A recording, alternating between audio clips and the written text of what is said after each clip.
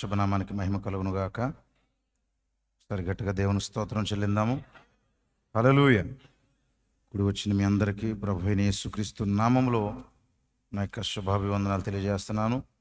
నన్ను ప్రేమతో ఆహ్వానించినటువంటి దేవుని సేవకులు పాస్టర్ నిశ్చల్ గారికి నా ప్రత్యేకమైనటువంటి వందనాలు తెలియజేస్తున్నాను.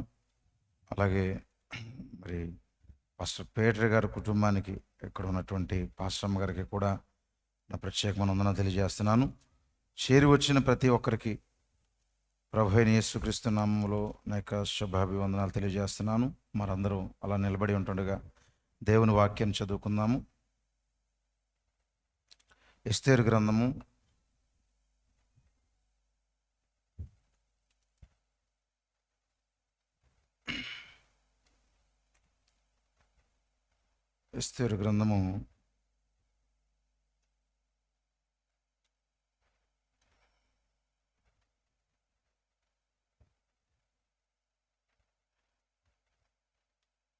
5వ అధ్యాయము.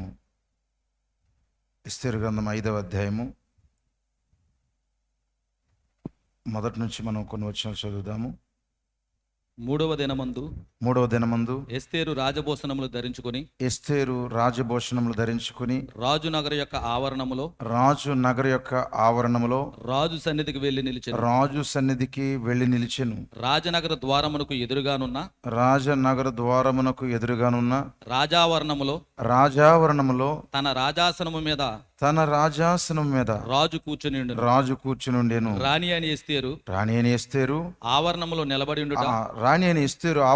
నిలబడి ఉండుట రాజు చూడగా ఆమె యందు అతనికి దయపుట్టెను. రాజు తన చేతిలో నుండు బంగారపు దండమును ఎస్తేరు తట్టు చాపగా ఎస్తేరు దగ్గరకు వచ్చి దండము యొక్క కొనముట్టెను. అవును. రాజు రాణి అయిన ఎస్తేరు నీకేమి కావలను? నీ మనవి ఏమిటి? రాజ్యములో సగము మట్టుకు నీకు అనుగ్రహించదనని ఆమెతో చెప్పగా ఎస్తేరు రాజునకు యుక్తముగా తోచిన ఎడల నేను రాజు కొరకు సిద్ధము చేయించిన ఎవరి కొరకు అండి? అది రాజు కొరకు సిద్ధము చేయించిన విందునకు రాజువైన తామును హామాను వస్తున్నాడు గాని హామాను కొరకు విందు కాదు, రాజు కొరకు. హామాను నేడు రావాలని కోరుచున్నానని ప్రత్యుత్తరం ఇచ్చెను. ఎస్తేరు మాట ప్రకారముగా జరుగునట్లు హామాను చేయవలనని త్వరపెట్టుమని రాజు సెలవీగా రాజును హామానును ఎస్తేరు చేయించిన విందునకు వచ్చిరి. దేవుడు తన పరిశుద్ధ వాక్యమును మనం వినికిడిలో దీవించి ఆశీర్వదించును గాక. చదవబడిన వాక్యానికి దేవుడు తన పరిశుద్ధ ఆత్మను జత చేయను గాక. మరి ఈరోజు చిన్న వర్తమానాన్ని మనం ధ్యానిద్దాము. వధువు యొక్క మరి సమస్త పరిస్థితుల్లో ప్రభువైన యేసుక్రీస్తు యొక్క ప్రమేయము. వధువు యొక్క సమస్త పరిస్థితుల్లో ప్రభువైన యేసుక్రీస్తు యొక్క ప్రమేయము. మరి చిన్న ప్రార్థన మనం చేసుకుందాము. వాక్యం కొరకు మనం తలలు ఉంచుదాం. స్తోత్రములు తండ్రి, స్తోత్రములు ప్రభువా, కనికరం గల మా తండ్రి, కృపగల మా దేవ, గొప్ప తండ్రి, మీ ఘనమైన ఉన్నతమైన పరిశుద్ధమైన నామానికి స్తోత్రాలు చెల్లిస్తున్నాము ప్రభువా. ఈ యొక్క ఉదయకాలములో నీ పాదాల దగ్గరికి మేము వస్తున్నాము తండ్రి. ప్రభువా నాయన, నీకు మొరపెట్టాలని దేవా, నీ యొద్ద నుండి సమాధానం పొందుకోవాలని ప్రభువా, ఓ దేవా నీకు సమీపంగా రావాలని తండ్రి, ఓ దేవా నీతో ఐక్యమవ్వాలని ప్రభువా. ఓ ఇక్కడ ప్రార్థనా కూడిక ఏర్పాటు చేయబడింది. ఓ దేవ, ఇది ఒట్టి ప్రార్థనా కూడిక మాత్రమే కాదు, ఇది ఉపవాస ప్రార్థన కూడిక ఉన్నది ప్రభువా. నీ సేవకుని మనసులో ప్రభువా ఈ తలంపును నువ్వు ఇచ్చినందుకు నీ స్తోత్రాలు చెల్లిస్తున్నాను. ఓ నిత్యముగా ఇది మాకు అవసరమైనది ప్రభువా. ఓ దేవ, ఈ పరిస్థితుల్లో ఈ ప్రార్థన మాకు అవసరమైనది ప్రభువా. నీ వచ్చేంత వరకు మేము ప్రార్థించవలసి ఉన్నది ప్రభువా. మీకే స్తోత్రాలు చెల్లిస్తున్నాను. ఈ దాసుడు ప్రభువా ఏ ఉద్దేశము కొరకైతే సంఘమును పిలిచి ప్రభువా ఉపవాస దినము చాటించి ప్రభువా, ఓ దేవ ఇది ఏర్పాటు చేశాడో ప్రభువా, ఆ ఉద్దేశం ఇక్కడ నెరవేరునుగాక దేవా. ఓ తండ్రి, ఇందులో నన్ను కూడా నాకు కూడా పాలు పంపులు ఇచ్చినందుకు నీ స్తోత్రాలు.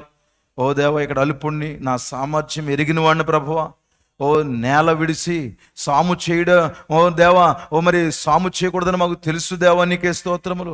ఓ దేవా, మమ్మల్ని మేము తగ్గించుకుంటున్నాము దేవా, నీకే స్తుతులు ప్రభువా.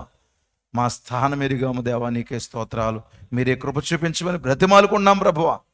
దేవా, మేము కేవలం నీ కృపపైన ఆధారపడతా ఉన్నాము తండ్రి, మీకే స్తోత్రాలు చెల్లిస్తున్నాను. ఈ సమయంలో ప్రభువా, మేము కొద్ది వాక్య భాగం మేము చదివాము. ఓ దేవా, మా శక్తి సామర్థ్యాలతో మేము అదే చేయగలిగాం ప్రభువా. వాక్యానికి నీవే అనువాదకుడు అయి ఉన్నావు, నీవే రంగం పైకి రా ప్రభువా. నీ ప్రజలతో మాట్లాడు తండ్రి, వారికి అవసరమైనటువంటి ప్రోత్సాహకరమైన మాటలు పంపించమని ప్రార్థన చేస్తున్నాను దేవా. ఓ ప్రభు, నీ బిడ్డలు ఇంకొను బలముగా ప్రార్థించి నీ వద్ద నుండి పొందుకుని ప్రభువా, ఓ దేవా నాయన, వారు నాయన నీకు ఇష్టలుగా జీవించడానికి మీరే కృప చూపించమని కూడి వచ్చిన ప్రజలందరినీ, నన్ను, మమ్మల్ని నీ చేతులకు సమర్పిస్తూ దేవా, ఇది వింటున్న ప్రతి బిడ్డను మీరు దీవించమని తండ్రి, సమస్త మహిమా ఘనత ప్రభావాలు మీకే చెల్లించుకుంటూ ప్రభు అయిన యేసుక్రీస్తు నామములో ప్రార్థించి అడుగుచున్నాము. ఆమేన్. ఆమేన్. దయచేసి కూర్చుందాం ప్రియులారా. మరొకసారి మీ అందరికీ ప్రభు అయిన యేసుక్రీస్తు నామములో నా యొక్క శుభాభివందనాలు తెలియజేస్తున్నాను. ఒక అద్భుతమైనటువంటి మంచి ప్రయత్నాన్ని మీరు చేస్తున్నారు. ఏమిటంటే ఉపవాసం ఉండి ప్రార్థించడం. హల్లెలూయా. మరి ఉపవాసం ఉండి ప్రార్థించడం అనేది చాలా సంఘానికి మరి అవసరం. ఈ చివరి దినాల్లో చాలామంది ప్రార్థన యొక్క ప్రాముఖ్యతను మర్చిపోయారు. చాలామంది ప్రసంగాల రూపాల్లో చేశారు. కనుక చాలామంది ఏం చేశారంటే, నీకు ప్రార్థన ఉందా, నీకు ప్రార్థన ఉందా, వాడు ప్రార్థన చేస్తున్నాడు, వీళ్ళ ప్రార్థనా పరులు అని చెప్పేసి, నేను ఇక్కడ నుండి సాక్ష్యం ఇస్తున్నాను, చాలామంది ప్రార్థన దేవుడు తీసి పాడేశాడండి. అనూహ్యంగా ఎన్నిక లేని వారిని రంగం పైకి తీసుకొచ్చి, హల్లెలూయా, వారి మోకాళ్ళు బలపరిచి దేవుడు వారి చేత చేయించుకుంటున్నాడు ప్రార్థన. నిజమేనా? హల్లెలూయా. కనుక ప్రార్థన కొరకు చాలా మంచి ప్రసంగాలు చేయొచ్చు. వ్యక్తిగతంగా అది మరి కలిగి ఉండాలి ప్రతి ఒక్కరు కూడా. ప్రసంగ రూపం కాదు, అలాగే మరి మిమ్మల్ని మరి ఒకరినొకరు నిందించుకోవడం కాదు. ప్రార్థన ఉండాలని చెప్పి ప్రార్థన చేయకపోవడం కాదు, కానీ వ్యక్తిగతంగా ప్రతి ఒక్కరికి కూడా అది బయలుపాటుతో కూడి ఉండాలి. ప్రార్థన అనేది నిత్యముగా అది ప్రత్యక్షత అయి ఉన్నది దేవుని పిల్లలారా. ఎంతమంది ప్రార్థన చేయడానికి ఇష్టపడుతున్నారు? ఎంతమంది ఉపవాసం ఉండి ప్రార్థన చేయడానికి ఇష్టపడుతున్నారు? హల్లెలూయా. ఆదివారం అయ్యేసరికి, ప్రత్యేక కూటాలు అయ్యేసరికి సంఘాలు నిండిపోతా ఉన్నాయి. కానీ ఇలాంటి మరి చాలా ముఖ్యమైన పని, ఇలాంటి విషయాలకు వచ్చేసప్పటికి చాలామంది చేయరు. అన్ని విషయాల్లో ఏమో కోరుకుంటా ఉంటారు. నేను ఇది చేస్తే బాగుండు, నేను అది చేస్తే బాగుండు, నేను అక్కడుంటే బాగుండు, ఆ స్థానంలో ఉంటే బాగుండు, ఈ స్థానంలో ఉంటే బాగుండు అని కోరుకుంటారు. అసలు ఒక వ్యక్తి మరి నిత్యముగా మోకాళ్ళ మీద ఉండడం అనేది గొప్ప సంగతి అండి. ఆ మోకాళ్ళపై నుండి దేవునికి మొర్ర పెట్టడం అనేది, ఒక ప్రార్థనాపరుడిగా ఉండడం అనేది, అది కృప కలిగిన ప్రజలకు దేవుడు ఇస్తాడు. అది అనుగ్రహం గల ప్రజలకే దేవుడు ఆ ప్రార్థనిస్తాడండి. చాలామంది నేను గమనించాను, చాలామంది నేను చూశాను. మరి ఎన్నో సంవత్సరాల మరి ఈ ప్రయాణంలో దేవుని పిల్లలారా, మరి ఎంతో ప్రార్థనాపరులు అనుకునే వారికి ప్రార్థన లేకుండా చేయడం కూడా నేను చూశాను. వారు రాజీ పడిపోయారు. కొన్ని చోట్ల రాజీ పడిపోయి ఇంకా అనుకున్నారు మేము ప్రార్థన చేస్తున్నామని. కొంతమందిని దేవుడు ఆల్ నైట్ ప్రేయర్లకు వెళ్లకుండా వారిని దేవుడు ఆపేశాడు. ఆల్ నైట్ ప్రేయర్ చేస్తే బ్రతకడు ఇంకా వ్యక్తి. వింటున్నారా? రాత్రులు నిద్రపోకుండా ప్రార్థన చేయకూడదని డాక్టర్ చెప్పాడు, ఆల్ నైట్ ప్రేయర్ తీసేశాడు. కానీ వారు ఇంకా ప్రార్థనా పరులమని చెప్పుకుంటా ఉన్నారు. వారు ఉపవాసం ఉంటే వారి ఆరోగ్యం సహకరించదు. అందరి కొరకు నేను మాట్లాడట్లేదు, దేవునికి స్తోత్రం కలుగును గాక. బలహీనుల కొరకు నేను ఏం మాట్లాడట్లేదు. కొంతమంది దగ్గర నుంచి దేవుడే తీసి పాడేశాడండి. హల్లెలూయా. యోధా ప్రార్థన చేస్తాడంటండి. బైబిల్ ఏం చెప్తుంది చెప్పండి? అతడి ప్రార్థన పాపమవునుగాక, దేవునికి మహిమ కలుగునుగాక. హల్లెలూయా. కొంతమంది జీవితాల్లోంచి దేవుడు తీసేశాడు. ఎందుకంటే వారు ప్రార్థించరు, ప్రదర్శన చేస్తారు, ఇతరులకు కనపడేలా చేస్తూ ఉంటారు ఏదైనా వారు చేసినప్పుడు. కానీ నిత్యముగా కొంతమంది ప్రజలు వారు మరి వ్యక్తిగతంగా వారు ప్రార్థనాపరులు, సంఘ కార్యక్రమాల్లో కూడా వారు పాల్గొంటారు. సంఘములో ఏదైనా ఇలాంటి ప్రార్థనలు చెప్పినప్పుడు వారు వస్తారు. అట్లానే వ్యక్తిగతంగా కూడా వారు స్వతహాగా ప్రార్థనాపరులై ఉన్నారు. వారు ఎన్నుకోబడినటువంటి దేవుని ప్రజలై ఉన్నారు. కనుక ఎక్కువగా మాటలు కట్టిపెట్టి ఎక్కువగా ప్రార్థనలోకి రావడము సంఘానికి ఎంతైనా మేలని చెప్తున్నా. ఈ ఎత్తబాటు దగ్గరికి వస్తున్న సమయంలో దేవుని పిల్లలారా, ఇక మనము వెళ్ళిపోయే సమయం ఆసన్నమైంది కనుక ఎంత ఎక్కువగా ప్రార్థన చేస్తే ఎత్తబాటులో మనము ఉండగలం.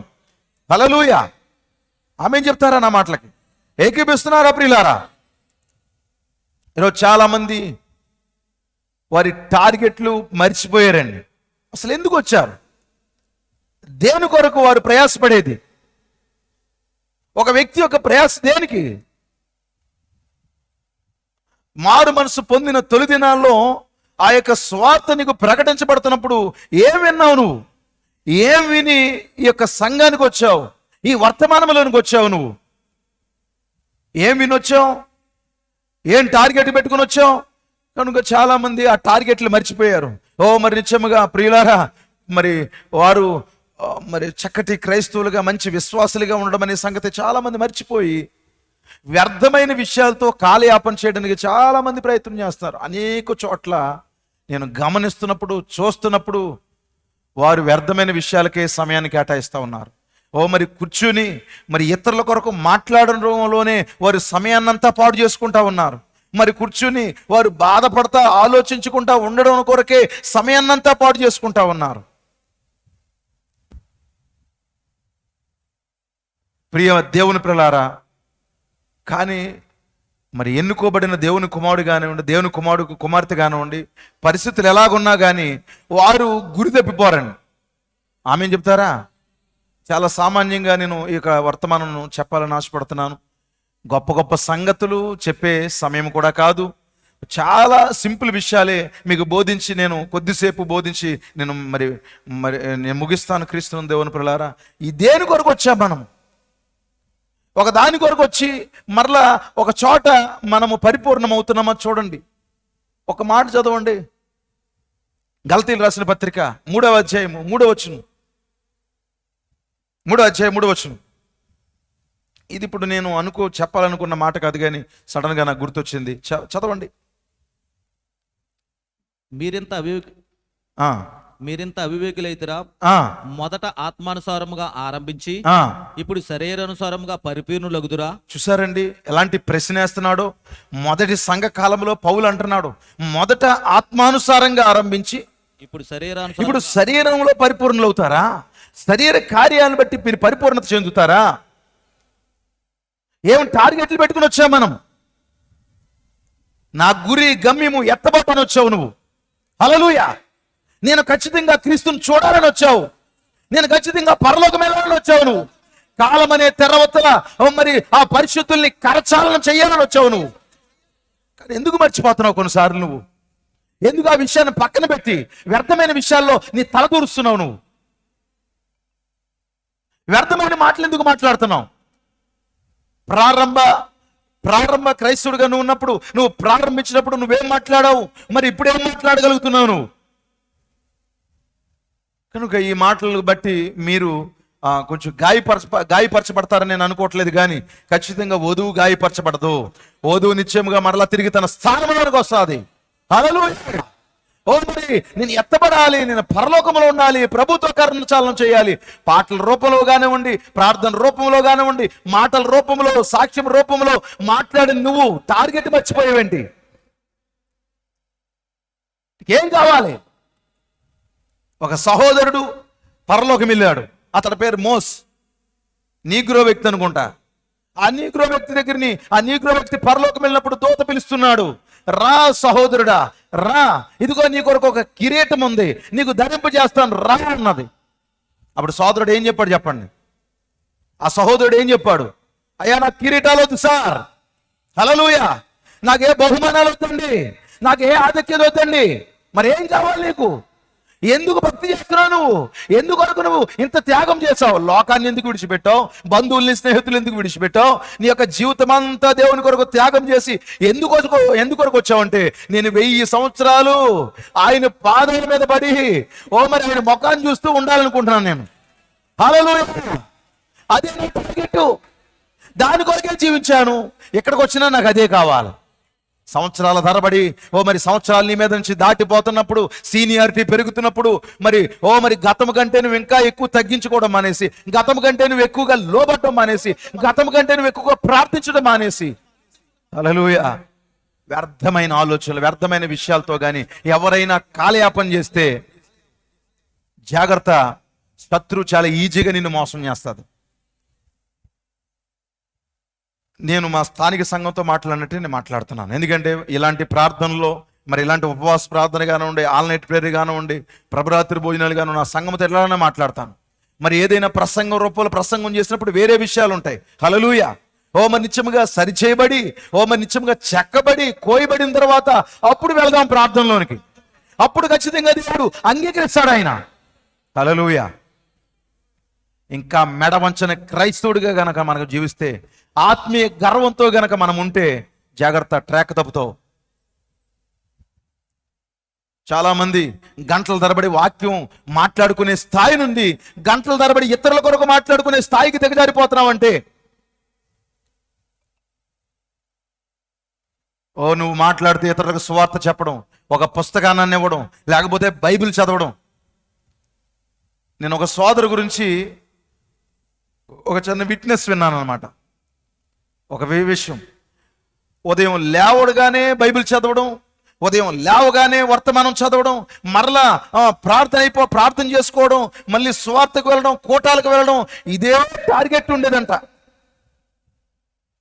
కానీ కాలం గడుస్తున్న కొద్దీ, పరిస్థితులు వేగవంతంగా అవుతున్న కొద్దీ, మరి కొంత ప్రయాణం జరిగిన తర్వాత చేతిలో బైబిల్ లేదు, చేతిలో సెల్ ఫోన్ వచ్చి పడే, చేతిలో వర్తమానం లేదు, మరి చేతిలో ఏదో పని వచ్చి పడే, మరి మోకాళ్ళను ఓనట్లేదు. సో మరి కోటాలకు మానేసి, స్వార్థ మానేసి, వ్యర్థమైన విషయాల్లో కాలయాపన చేయడం ఈరోజు చూస్తున్నాం. చాలా వేదన కలుగుతుంది దేవుని ప్రియులారా. దయచేసి క్రీస్తును దేవుని సహోదరి సహోదరులారా, మీ యొక్క టార్గెట్ అంతా ఎత్తబాటు మీద ఉండండి. అక్కడే గురి పెట్టుకోండి. ఎత్తబాటు కొరకు ఆలోచించుకోండి. పరిస్థితులు ఎలాగున్నా పర్వాలేదు. హల్లెలూయా!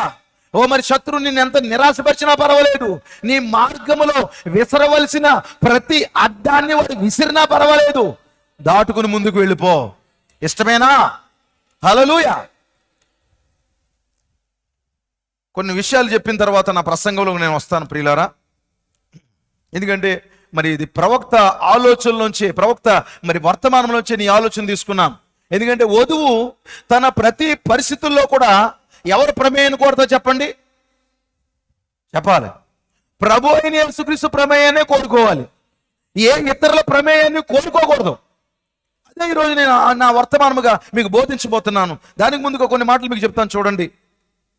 ప్రవక్త అంటున్నాడు, నమ్మకముగా చేయి ప్రతి ప్రార్థనకు ఆయన, అనగా దేవుడు ఆయన యొక్క సొంత మార్గములో జవాబు దయచేస్తాడు.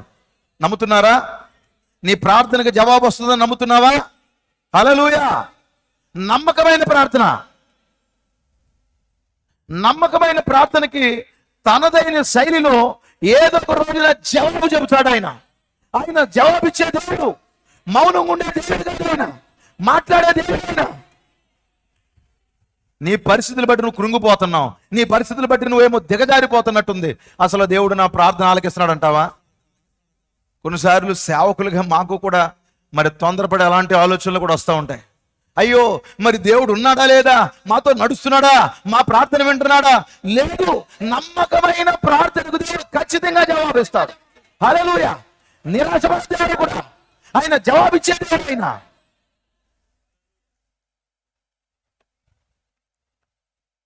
చూడండి, ఇక్కడ ప్రవక్త కొన్ని సంగతులు చెప్తున్నాడు. మీతో నేను పంచుకుని త్వరగా వాక్యంలోకి వెళ్ళిపోతాను.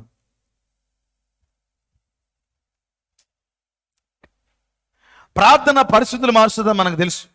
నిజమేనా? ప్రార్థన అనేది అత్యంత శక్తివంతమైన ఆయుధం అని మనకు తెలుసు. ప్రార్థన మరణాన్ని జీవంగా మారుస్తుందని కూడా మనకు తెలుసు. ప్రార్థన దేవుని మనసును మారుస్తుందని మనకు తెలుసు. నిజమేనంటారా? ప్రార్థించాలా? ప్రార్థన పరిస్థితులు మారుస్తుందా? హల్లెలూయా.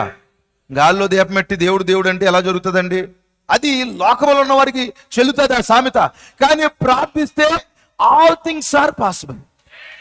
అన్ని సమస్తము సాధ్యమే. అక్కడ చనిపోతావని చెప్పింది దేవుడే, మరలా అతను ప్రార్థిస్తే వెంటనే నువ్వు బ్రతుకుతావని కూడా చెప్పాడు. ప్రార్థన దేవుని మనసును మారుస్తాది, ప్రార్థన పరిస్థితులు మారుస్తాది. హల్లెలూయా.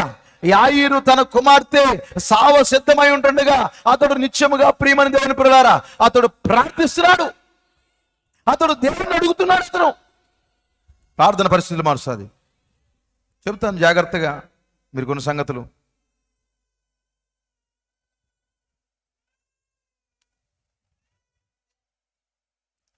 చూడండి, యాయీరు ఒక రహస్య విశ్వాసనే వర్తమానంలో ప్రవక్తన్నాడు. ప్రార్థన మరణము నుండి జీవములకు మార్చినది, ఈ రాత్రి పాపికి అది దాన్ని చేస్తుంది. మరణము నుండి జీవంలోనికి రాత్రి అది ప్రతి రోగికి దాన్ని చేస్తుంది. రోగము నుండి ఆరోగ్యంలోనికి ప్రార్థన తీసుకెళ్తుంది. హల్లెలూయా. కనుక కాబట్టి ఎల్లప్పుడూ దాన్ని మనసులో ఉంచుకోండి, ఎడతెగక ప్రార్థన చేయండి. హల్లెలూయా. నొప్పి నొప్పి నొప్పి అని బాధపడతాం కాదు, అప్పుడు ప్రార్థిస్తే ఖచ్చితంగా పరిస్థితి మారిపోద్ది అక్కడ. హల్లెలూయా.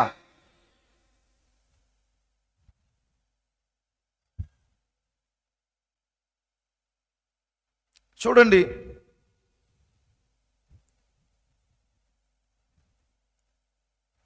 ఈరోజు సంఘాలు దిగజారిపోవడానికి, దేశము దిగజారిపోవడానికి, బాల్య నేరాలు జరగడానికి తగినంత ప్రార్థన దేశం యొక్క సంఘాల్లో కానివ్వండి, కొన్ని కుటుంబాల్లో కానివ్వండి. ఎందుకంటే అమెరికా దేశం గురించి ప్రవక్త బోధిస్తాడు, ఎందుకంటే అది ఒక క్రైస్తవ దేశం. అది ఒకప్పుడు నిజమేనా? అయితే క్రైస్తవ దేశం అని చెప్పుకున్నటువంటి ఆ దేశము సరైన ప్రార్థన చేయకుండా చాలా ఘోరమైన స్థితిలోకి వెళ్ళిపోయింది. అందుకే ప్రవక్త అంటాడు, ఎర్రబారుచున్న ఒక ప్రవక్త అనే వర్తమానంలో, కుక్క కూడా సిగ్గుపడినంతగా ఈ దేశం యొక్క నీతి నియమములు అట్టడుగు స్థితికి దిగజారిపోయినవి. నా సహోదరులారా మరియు నా సహోదరి, కారణమేమిటి? అందుకు కారణమేమిటి? మన జనుల యొక్క నీతి నియమములు బహుగా సిగ్గునొందినట్లుగాను అవి మనల్ని ఎంతగానో కృంగిపోవునట్లు చేయుచున్నవి. మనము చేయుచున్న ఇటువంటి కార్యము వలన, ఈ దేశం యొక్క నీచమైన క్రియల వలన, ఈ జనులు అనుసరించున్న దుష్ట క్రియల వలన ఎన్నో సంవత్సరాల క్రితమైన నైతిక విలువలు దిగజార్చినవి. వాటంతటికి కారణమేమనగా ప్రార్థన చేయకపోవుటే. హల్లెలూయా. ఏంటి కారణం? నేను ఈ విధంగా అడుగుతున్నందుకు దయచేసి తల్లులారా, తండ్రులారా బాధపడకండి. ఎందుకు మీరే ఉపవాస ప్రార్థనలకు వస్తారు, మీ పిల్లలు ఎందుకు తీసుకురారు అని అడుగుతాను నేను. తీసుకొచ్చిన దేవుని పిల్లలను బట్టి దేవునికి వందనాలు చెల్లిస్తున్నాం. హల్లెలూయా. ఓ మరి నిత్యముగా సమ్మర్ హాలిడేస్ కి ఎంతో మరి అమ్మమ్మల ఇంటికి, తాతయ్యల ఇంటికి పంపించిన నీవు వారిని ఎందుకు ప్రార్థనకు తీసుకురావు?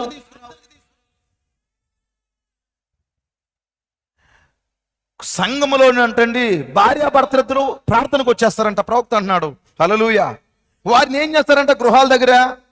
మీరు కాకపోవచ్చు, నేను వర్తమానంలో ప్రవక్త చెప్తున్నాను. చూడండి, జనులు సినిమాలు చూచుటకు సంఘమును అనుమతించి ఉండకూడదు, వారి పిల్లలు సినిమాలు చూచుటకు వెళ్ళుటకు అనుమతించి ఉండకూడదు, వారు కూడా సినిమాలు చూడకూడదు.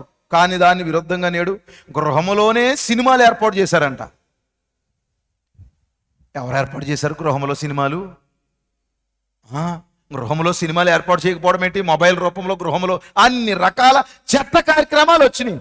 కనుక బైబిల్ పట్టుకుని బండెక్కి ఇద్దరు చక్కగా వస్తున్నారు కదా, మరి పిల్లలు ఎందుకు రారు? ఎందుకు వారిని మోకరింప చేయవు? ఎందుకు వారికి ఉపవాసం ఉండే ప్రేరేపించవు నువ్వు?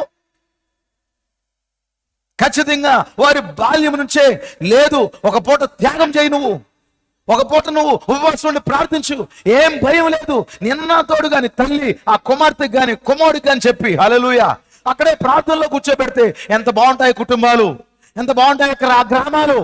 హల్లెలూయా. చాలా మంది చేయట్లేదంట అండి పాపం, చాలా మంది అట్లా చేయట్లేదంట.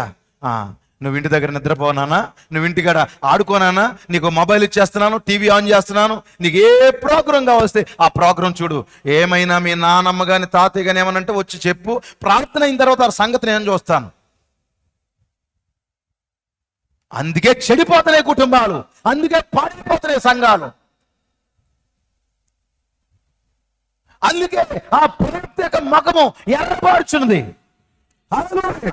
ఆ దేశాన్ని చూశాడు, సడన్ గా పశువులు కాసుకుంటున్నటువంటి ఆ కాపరి, హల్లెలూయా, ఓ మరి దేశం మధ్య యొద్దకు పంపించబడ్డాడు. చూస్తున్నాడు, ప్రవక్త అంటే లెక్కలేదు, వాక్యం అంటే లెక్కలేదు. ఆ కాలంలోనే విందులు, వినోదాలు, విహారయాత్రలు కలిగి ఉన్నారు, కానీ ప్రార్థనా కూటాలు కలిగి లేరు, ఉపవాస ప్రార్థనలు కలిగి లేరు. అందుకే దేశాలు మొక్కలైపోతున్నాయి. బాల్య నేరాలు, అత్యాచారాలు, వ్యభిచారాలు, ఘోరమైన కృత్యాలన్నీ దేశంలో జరుగుతున్నాయి అన్నాడు. అయితే తిరిగి జన్మించిన క్రైస్తవులమైన మనమైన కళ్ళు తెరుద్దాం ప్రియులారా. మనము మన భార్య, పిల్లలు, భర్త, పిల్లలు కలిసి దేవుని సన్నిధిలో ఏకముగా మొర్ర పెడదాము. అప్పుడు పరిస్థితులు దేవుడు మారుస్తాడు. నమ్మకం ఉందా? హల్లెలూయా. ఇట్లాగే చెప్పాలంటే చాలా విషయాలు కోడ్స్ రూపంలో మీకు చెప్పొచ్చు. నా అంశాన్ని మరి దాటిపోకుండా మరి కొన్ని మాటలు మీకు చదివి నేను ముగించేస్తాను ప్రియులారా. చూడండి, మనము ప్రార్థించవలసిన వారమై ఉన్నాము. ఎర్రబార్చున్న ప్రవక్త అనే వర్తమానంలోనే ప్రవక్త చెప్తున్నాడు, మనము ప్రార్థించవలసిన వారమై ఉన్నాము. మళ్ళీ ఎలాంటి ప్రార్థన అంటే, మనము ఆ పాత భక్తిని చేయవలసి ఉన్నది. ఆమేన్ చెప్తారా? హల్లెలూయా. ఎలాంటి భక్తి చేయాలంట? మరలా పూర్వపు భక్తి మనలా మనం ప్రారంభిద్దాము. ఎలాంటి పరిస్థితులు ఏమీ లేనప్పుడు, హల్లెలూయా, కనీసం నేల కూడా లేనప్పుడు, లేకపోతే ఆ చాపలు కూడా లేనప్పుడు, గచ్చు లేనప్పుడు, మట్టిపైనే మోకరించి తృప్తిగా ప్రార్థన చేసిన రోజులు మనకు వచ్చును గాక. హల్లెలూయా. అలాంటి ప్రార్థన జీవితం మనం కలిగి ఉన్నాము. పాత భక్తిని ప్రారంభిద్దామన్నాడు ప్రవక్త. మన తండ్రులు ప్రార్థన కొరకై గడిపిన సమయం కంటే మనం అందులో కొంత సమయమైనా ప్రార్థన కొరకు సమయం వెచ్చించుట లేదనేది నువ్వు గుర్తించగలవా? పాత పురాతన తండ్రులు, ఓ మరి మీ కాపరి మంచి ప్రార్థనా పరుడు అని మీరు నమ్ముతున్నారా? హల్లెలూయా. మీ తండ్రి ప్రార్థిస్తే సంగమా మరి మీరేం చేయాలి? మా పాస్టర్ ప్రార్థన చేశాడు, నేను పాలిటిక్స్ ప్లే చేస్తాను. మీ పాస్టర్ ప్రార్థించాడు, మీ పాస్టర్ పరిశుద్ధాత్మను పొందుకున్నాడు, మీ పాస్టర్ సువార్త చెప్పాడు. హల్లెలూయా. తిరిగి మరలా అదే బాటలో వెళ్ళుదుము గాక. ఎంతమందికి ఇష్టము దేవుని పిల్లలారా? వారు ప్రార్థిస్తే మనం పాలిటిక్స్ లో ఉండడం కాదు, వారు ప్రార్థిస్తే మనం నిద్రపోవడం కాదు, వారు ప్రార్థించి ఒక మార్గాన్ని ఏర్పాటు చేస్తే మనము మెడవంచన క్రైస్తవులాగా. ప్రవక్త అంటాడు ఏంటంటే, వారి దేశంలో నుండి ఒక కేకు పైన పంచదార లాంటిది జల్లుతారు పాకం. అదేమవుతుందంటే కొద్ది సమయానికంటండి వేసినప్పుడు మెత్తగా ఉంటుందంట, కొద్ది సమయం అయ్యేటప్పటికి బిగిసిపోద్దంటండి. కొన్ని సంవత్సరాలు గడిచేసేపటికి బిగిసిపోవడానికి వీల్లేదు ఎవరో కూడా. హల్లెలూయా. ఓ నిత్యముగా మనము మరలా ఆ పాత పురాతన భక్తిని ప్రారంభిద్దాం క్రీస్తునందు దేవుని ప్రియులారా. ప్రార్థన కొరకు నీవు చూడండి, ఇక్కడ ప్రవక్త అన్నాడు, సంఘ కాపరి మనకు ముందున్న కాలంలో ఉన్న సంఘ కాపరుల వలె మనము మన మోకాళ్ళను ఎక్కువగా ప్రార్థించుటకు సమయం కేటాయించవాలని నువ్వు ఎరగట్లేదా? ఇప్పుడున్న కాపరి, దేవునికి స్తోత్రం, మీకు ముందున్నటువంటి సంఘ కాపరి కూడా వారు ప్రార్థించినట్లుగా నువ్వు ప్రార్థించలేకపోతున్నావని నీకు అర్థమవుతుందా అని అడుగుతున్నాను నేను. దేవునికి మహిమ. హల్లెలూయా. ప్రార్థనలోకి రండి, దయచేసి ప్రార్థించండి. మీ ముందున్న కాపరి, ఇప్పుడు మిమ్మల్ని నడిపిస్తున్న కాపరి, వారు ఎలాంటి ప్రార్థనా పరులై ఉన్నారో సంగమా మీరు కూడా అలాంటి ప్రార్థనా పరులై ఉండకపోతే దానికి మించి మీరు ఏం చేసుకున్నా ప్రయోజనం లేదు. చూడండి, ప్రవక్త అన్నాడు, ఓ స్త్రీ, నీ తల్లి నిన్ను పెంచిన విధముగా నీవు నీ కుమార్తెను ప్రార్థించమని చెప్పుచున్నావా? ఒకవేళ మీరు వేరే నేపథ్యంలో నుంచి వచ్చి ఉండొచ్చు, అయ్యా మా తల్లి మాకు ప్రార్థన నేర్పించాను, మా తల్లి క్రైస్తవురాలు కాదనొచ్చు, ఓకే. అయితే మరి నీ యొక్క నువ్వు దేవునిలోకి వచ్చావు, నీ కాపరి నీకు బోధించాడు, ఎన్నో విషయాలు నీకు నేర్పించాడు, నువ్వు నేర్పించబడ్డావు, నువ్వు నేర్పించబడిన విధంగా నీ కుమార్తెను అట్లాగే పెంచుతున్నావు అని అడుగుతున్నాను నేను. స్త్రీలారా గమనించండి, ఉదయం లేవగానే వారికి ఏమి నేర్పిస్తామంటే చీపురు ఎలా పట్టుకోవాలి, అంట్లు ఎలా తోమాలి. ఎందుకంటే కనీసం కొంచెమంత కూతురు ఉంటేనంటండి మంచం దగ్గరికి ఏమొస్తుందంట. అలాంటి సామెతలు మీ అమ్మో మీ అమ్మమ్మో లేకపోతే నువ్వో నీ కుమార్తెకి నేర్పిస్తారు. అది చీపురు అలా పట్టాలి, బట్టలు అలా ఉతకాలి, అన్నం ఎలా వార్చాలి, మరి కూర ఎలా తిప్పాలి, అది ఆడపిల్ల లక్షణం అంటే సరిపోతుందా? అవి నేర్పించాలి, నేను కాదనట్లేదు. మరి ప్రార్థన ఎప్పుడు నేర్పిస్తావు? నేను అంటున్నాను, నీకు ఉంటే నేర్పిస్తావు అని అడుగుతున్నాను. దేవునికి స్తోత్రం కలుగును గాక. నీవు వాటితో ఎక్కువగా గడిపావనుకో, నువ్వు అట్లా నేర్పిస్తావు. అవి కాదనుకో, నీ కుమార్తెకి ఏమి నేర్పిస్తావు తెలుసా? తాతయ్య పిలిచినా వెళ్ళకు, అమ్మమ్మ పిలిచినా మాట్లాడకు, పలానోళ్ళు అలా మంచోళ్ళు కాదు, ఆ ఇంటికాడ ఎక్కువ ఉండకు, ఇక్కడ కూర్చోకు, వాళ్ళతో మాట్లాడకు, అదిగో వాళ్ళు వస్తున్నారు కానీ మనకు అనుకూలమైన వాళ్ళు కాదు, ఇట్లా నేర్పించుకుంటా కూర్చుంటావు. కానీ నువ్వు ఒక ప్రార్థనా పరురాలు అయితే, మరి నువ్వు ఒక తిరిగి జన్మించిన క్రైస్తవురాలు అయితే, మరలా అదే అనుభవంలోకి నీ కుమార్తెను తీసుకొస్తావు, అదే అనుభవంలోకి నీ కుమారుని కూడా తీసుకొస్తావు. అంతమందికి ఇష్టమే మాటలు దేవుని పిల్లలు. హల్లెలూయా. నీ తల్లి నిన్ను పెంచిన విధంగా, నువ్వు ప్రారంభంలో పరిగెట్టినంత విధంగా నీ పిల్లలు పరిగెట్టిస్తున్నావు. ఆ సంఘానికి చాలా ఫెయిల్ చూస్తూ చాలా మందిలో ఉంటాయి ప్రియులారా. కనుక చూడండి, నీ కుమార్తెతో కలిసి రాత్రుల యందు నువ్వు ప్రార్థించట్లేదు అనే విషయముని నువ్వు గుర్తించగలుగుతున్నావా? దీనికి దోషులు ఎవరు? నీ కుమార్తెతో కలిసి అంటే ఏం చేయాలంటే, ఒక స్త్రీ సహోదరి రాత్రంతా ప్రార్థించాలంట. మరి ఇవి ప్రవక్త కోడ్స్ కానీ చక్కగా చెప్పుకున్నప్పుడు రోమాలు నెక్కబడుచుకున్నట్టు, లేకపోతే చెబితే కోపం వచ్చినట్టు ఉంటే ఉండొచ్చేమో. కానీ నేను అడుగుతున్నాను ప్రశ్న, రాత్రి అంతా కూర్చొని నా కుమార్తెతో నేను ప్రార్థిస్తున్నాను, ఎవరైనా దేవుని స్తోత్రం చెప్పొచ్చు? అలా దేవుని స్తోత్రం చెప్పిన వాళ్ళు ప్రార్థించిన వాళ్ళేనా? అలా కాకుండా వేరే రూట్లో భక్తి ఏముందో చెప్పాలి నాకు. ఒక వ్యక్తి పరలోకం వచ్చాడంట, నిజమేనా? కానీ ఏమి లేదు, అతనికి వస్త్రం లేదు. అప్పుడు అంటున్నాడు, సహోదరుడా పెండ్లి వస్త్రం లేకుండా ఇక్కడికి ఎందుకు వచ్చాడు అడిగాడంట. అప్పుడు అతను ఏం చేశాడు చెప్పండి? మౌనంగా ఉన్నాడు. ఎందుకంటే సంఘములో మౌనంగా ఉండడం, ఇంటికాడ మౌనంగా ఉండడం, ఎక్కడైనా మౌనంగా ఉండడం అలవాటు అయిపోయింది అతనికి. పరలోకం వెళ్ళిన తర్వాత కూడా మౌనంగా ఉన్నాడంట. అప్పుడు అతను తీసుకెళ్ళి, మరి ఏదో దొడ్డి దారిలో వచ్చావు గనక రా అనలేదు, కానీ తీసుకెళ్ళి కటిక చీకట్లో పాడేయమన్నాడు అంతే. దేవుని పిల్లలారా, రాత్రంతా ప్రార్థించే అనుభవాలు కావాలి. నీ కుమార్తెతో కలిసి రాత్రంతా ప్రార్థించే అనుభవాలు కావాలి. ఇవి నా సొంత మాటలు కాదు. హల్లెలూయా.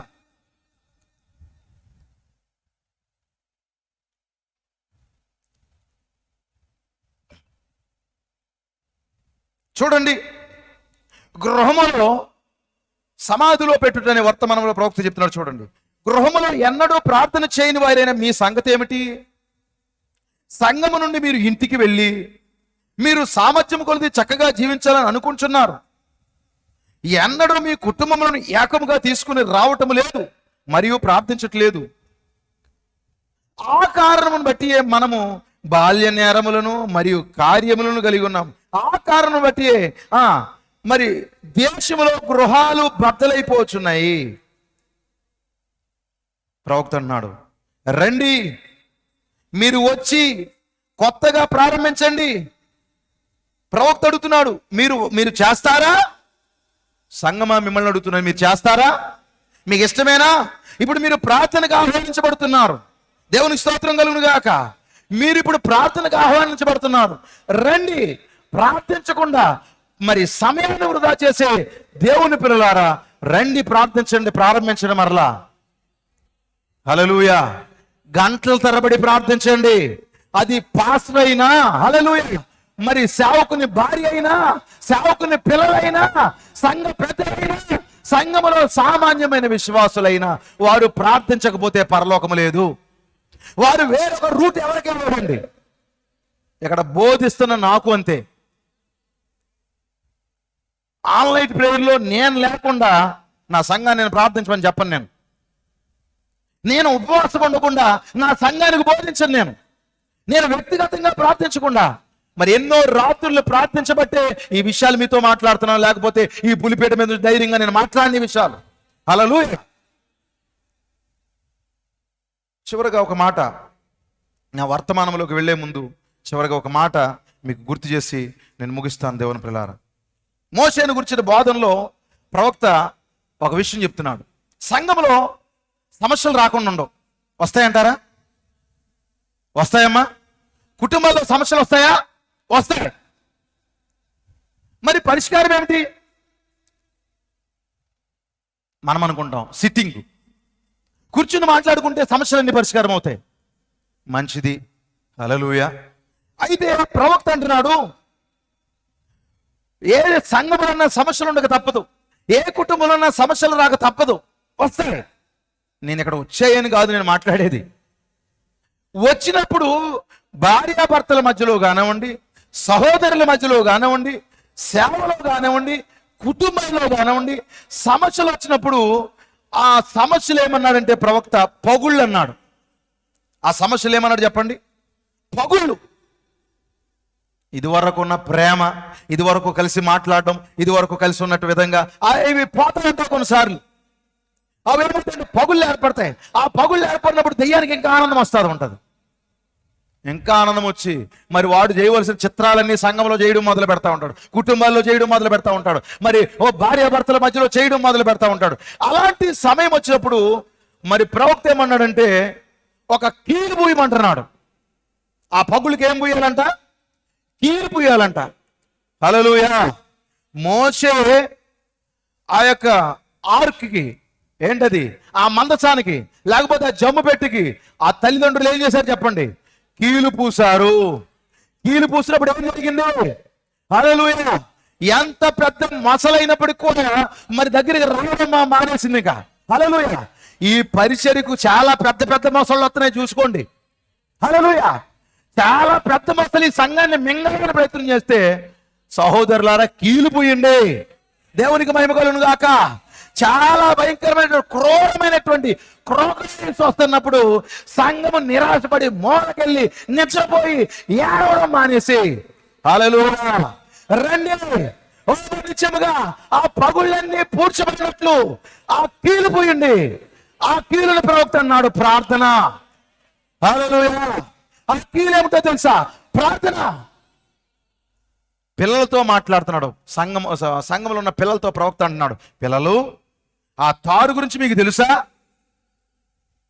ఇప్పుడు సంఘంలో ఉన్న పిల్లలతో కూడా నేను మాట్లాడుతున్నాను. సహోదరులే దేవుని పిల్లలు. ఇక్కడ ఈ పిల్లలతో నేను మాట్లాడుతున్నాను. తెలుసా, అది చాలా వాసన వస్తుంది, ఏది కూడా దాని దగ్గరికి ప్రవేశించదు. కనుక ప్రార్థన అనబడే ఆ కీలు కనుక పూసావనుకో ఏ మొసలు వచ్చినా పర్వాలేదు. హల్లెలూయా. ఇది చిన్నగా ఉన్నా పర్వాలేదు, మొసలు మింగడానికి తినడానికి, ఎందుకంటే అది తిని తిని బలిసిపోయింది. మీరు వింటున్నారా? ఆ పెద్ద మొసలు ఏమైంది చెప్పండి, చెప్పాలి. నేనేమన్నాను? ఆ పెద్ద మొసలు అనలేదు, పెద్ద మొసలి. దేవుని స్తోత్రం కలుగును గాక. ఆ పెద్ద మొసలి మొత్తం ఆ నైల్ నదిలో తిని తిని బలిసింది. దేవుని స్తోత్రం కలుగును గాక. ఇప్పుడు దానికి అడ్డుకట్టేయాలంటే ఏం చేయాలి? ఆ దెయ్యానికి అడ్డుకట్టేయాలంటే, ఆ శత్రువు చేస్తున్నటువంటి మోసానికి అడ్డుకట్ట వేయాలంటే ఖచ్చితంగా నువ్వు చేయవలసింది ఏమో కాదు, లిటిల్ ప్రేయర్. హల్లెలూయా. నువ్వు త్యాగముతో కూడిన ప్రార్థన, కన్నీటి ప్రార్థన. ప్రార్థన చేసి ప్రతి పగుల్ని ఏం చేయాలి చెప్పండి? కొన్నిసార్లు పాత గోడలకి మేస్త్రి సిమెంట్ వేస్తుంటే ఏమవుతుంది? అవి వస్తూ ఉంటాయి. వచ్చినప్పుడు అది అలాగే ఉదేశానికి చిరాకు వచ్చి ఆ కన్నాలు అలాగే కనపడిపోతూ ఉంటాయి. కొన్నిసార్లు ఇల్లంతా కట్టేస్తాడు. కట్టిన తర్వాత అప్పుడప్పుడు అటకేసుకోవడానికి ఖాళీలు ఉంటాయి, నిజమా కాదా? అవి ఏం చేస్తాడు? ఇల్లంతా అయిపోయిన తర్వాత ఆ ఖాళీలు అలాగే వదులుతాడా? ఒక ఇటుక లేకపోతే ఒక కర్రో వెళ్ళే ఒక ఖాళీ ఉంటుంది. ఆ లాస్ట్లో ఆ ఖాళీని కూడా సిమెంట్ పెట్టి పూడుస్తాడు. సంగమా, ఈ రోజు నీ మీదకి వస్తున్న సమస్యలు కానివ్వండి, శోధనలు కానివ్వండి, కఠినమైన పరిస్థితులు కానివ్వండి, వాటిని నువ్వు ఎదుర్కోవాలంటే ఖచ్చితంగా ప్రార్థించాలి. అవి పోడ్చబడాలంటే ప్రార్థించండి. దేవుడి నిత్యముగా మిమ్మల్ని దీవించును గాక. హల్లెలూయా. ఈరోజు మరి మన అంశంలోకి వద్దాం. ఇప్పుడు మన అంశంలోకి వద్దాం. ఇది కూడా ప్రార్థనకు సంబంధించిన విషయమే. హల్లెలూయా. ఉపవాస ప్రార్థన అంటే కడుపు మార్చుకోవడమా? ఆ మూలకు ఈ మూలకు వెళ్ళిపోయి కడుపు నిండా నీళ్లు తాగేయడమా? అబ్బాయి నేను ఉపవాసం ఉన్నానండి కానీ డ్రింక్ తాగానంతే. ఐఎమ్ సారీ, నువ్వు డ్రింక్ తాగా ఉపవాసం ఉండలేదు. ఉపవాసం ఉన్నాను, టీ తాగాను, ఉపవాసం ఉన్నాను, నేను టిఫిన్ చేశాను అంతే. ఉపవాసం ఉన్నాను నేనేదో చాలామంది లోకంలో ఉపవాసాలు ఉంటారులేండి. గురువారాలు శుక్రవారాలు చేసేవాళ్ళు చాలామంది ఉంటారు కదా. ఇంత ఎత్తు రొట్టెలు వేసుకుని ఆకలి అవ్వకుండా తినేసి దాన్ని ఉపవాసం అంటారు. పాప మంచిది. అయితే ఉపవాసం అంటే క్రీస్తు దేవుని పిల్లలు కడుపు మార్చుకోవడం కాదు, కానీ నువ్వు పూర్తిగా దేవునితో సహవాసం చేయాలి, ఆయనతో గడపాలి, ఆయనతో గడిపి ఆకలి దప్పులు మర్చిపోవాలి. అది ఆకలేసేస్తుంది, ఇంకా ముగించట్లేదేటి బాబోయ్, మై కట్టుకుంటే వదలడు బాబా, ప్రసంగాలు తెగ చేసేస్తున్నాడు బాబోయ్, నాకు ఆకలేసేస్తుంది, వెళ్ళిపోతాను బాబోయ్. నువ్వు అలా ఉండడం కంటే తినేసిరా. రోజు ఒక గిన్నె తినే వ్యక్తివి ఇంకో 2 గిన్నెలు తినరా, ఏం ప్రాబ్లం లేదు. కానీ ఇక్కడ ఉండి ఆకలేసేస్తుంది, కడుపు నొప్పి వచ్చేస్తుంది, వాంతులు అయిపోయేలాగా ఉన్నాయి, తల తిరిగేస్తుంది, చచ్చిపోతాను బాబోయ్. ఒక పూటకి ఎవరో చచ్చిపోరు, వింటున్నారా? ఒక పూట ఆహారం తినకపోతే నీ ప్రాణాలేమీ పోవు. ఎన్నోసార్లు కోపమించి 2-3 రోజులు భర్త మీద కోపమించి తిన్నని రోజులు ఉన్నాయి. దాన్ని ఉపవాసం అందామా? ఎన్నోసార్లు ఇంటి మీద కోపమించి భార్య మీద కోపమించి తినలేని భర్తలు కూడా ఉన్నారు, తల్లిదండ్రుల మీద కోపమించిన వాళ్ళు ఉన్నారు. అది ఉపవాసం కాదు. ఉపవాసం అంటే అసలు వాక్యం వింటూ మరి ప్రార్థనలో ఉంటూ ఆహారాన్ని మరి ఆ యొక్క పానీయాన్ని మర్చిపోవాలి. సంతోషం.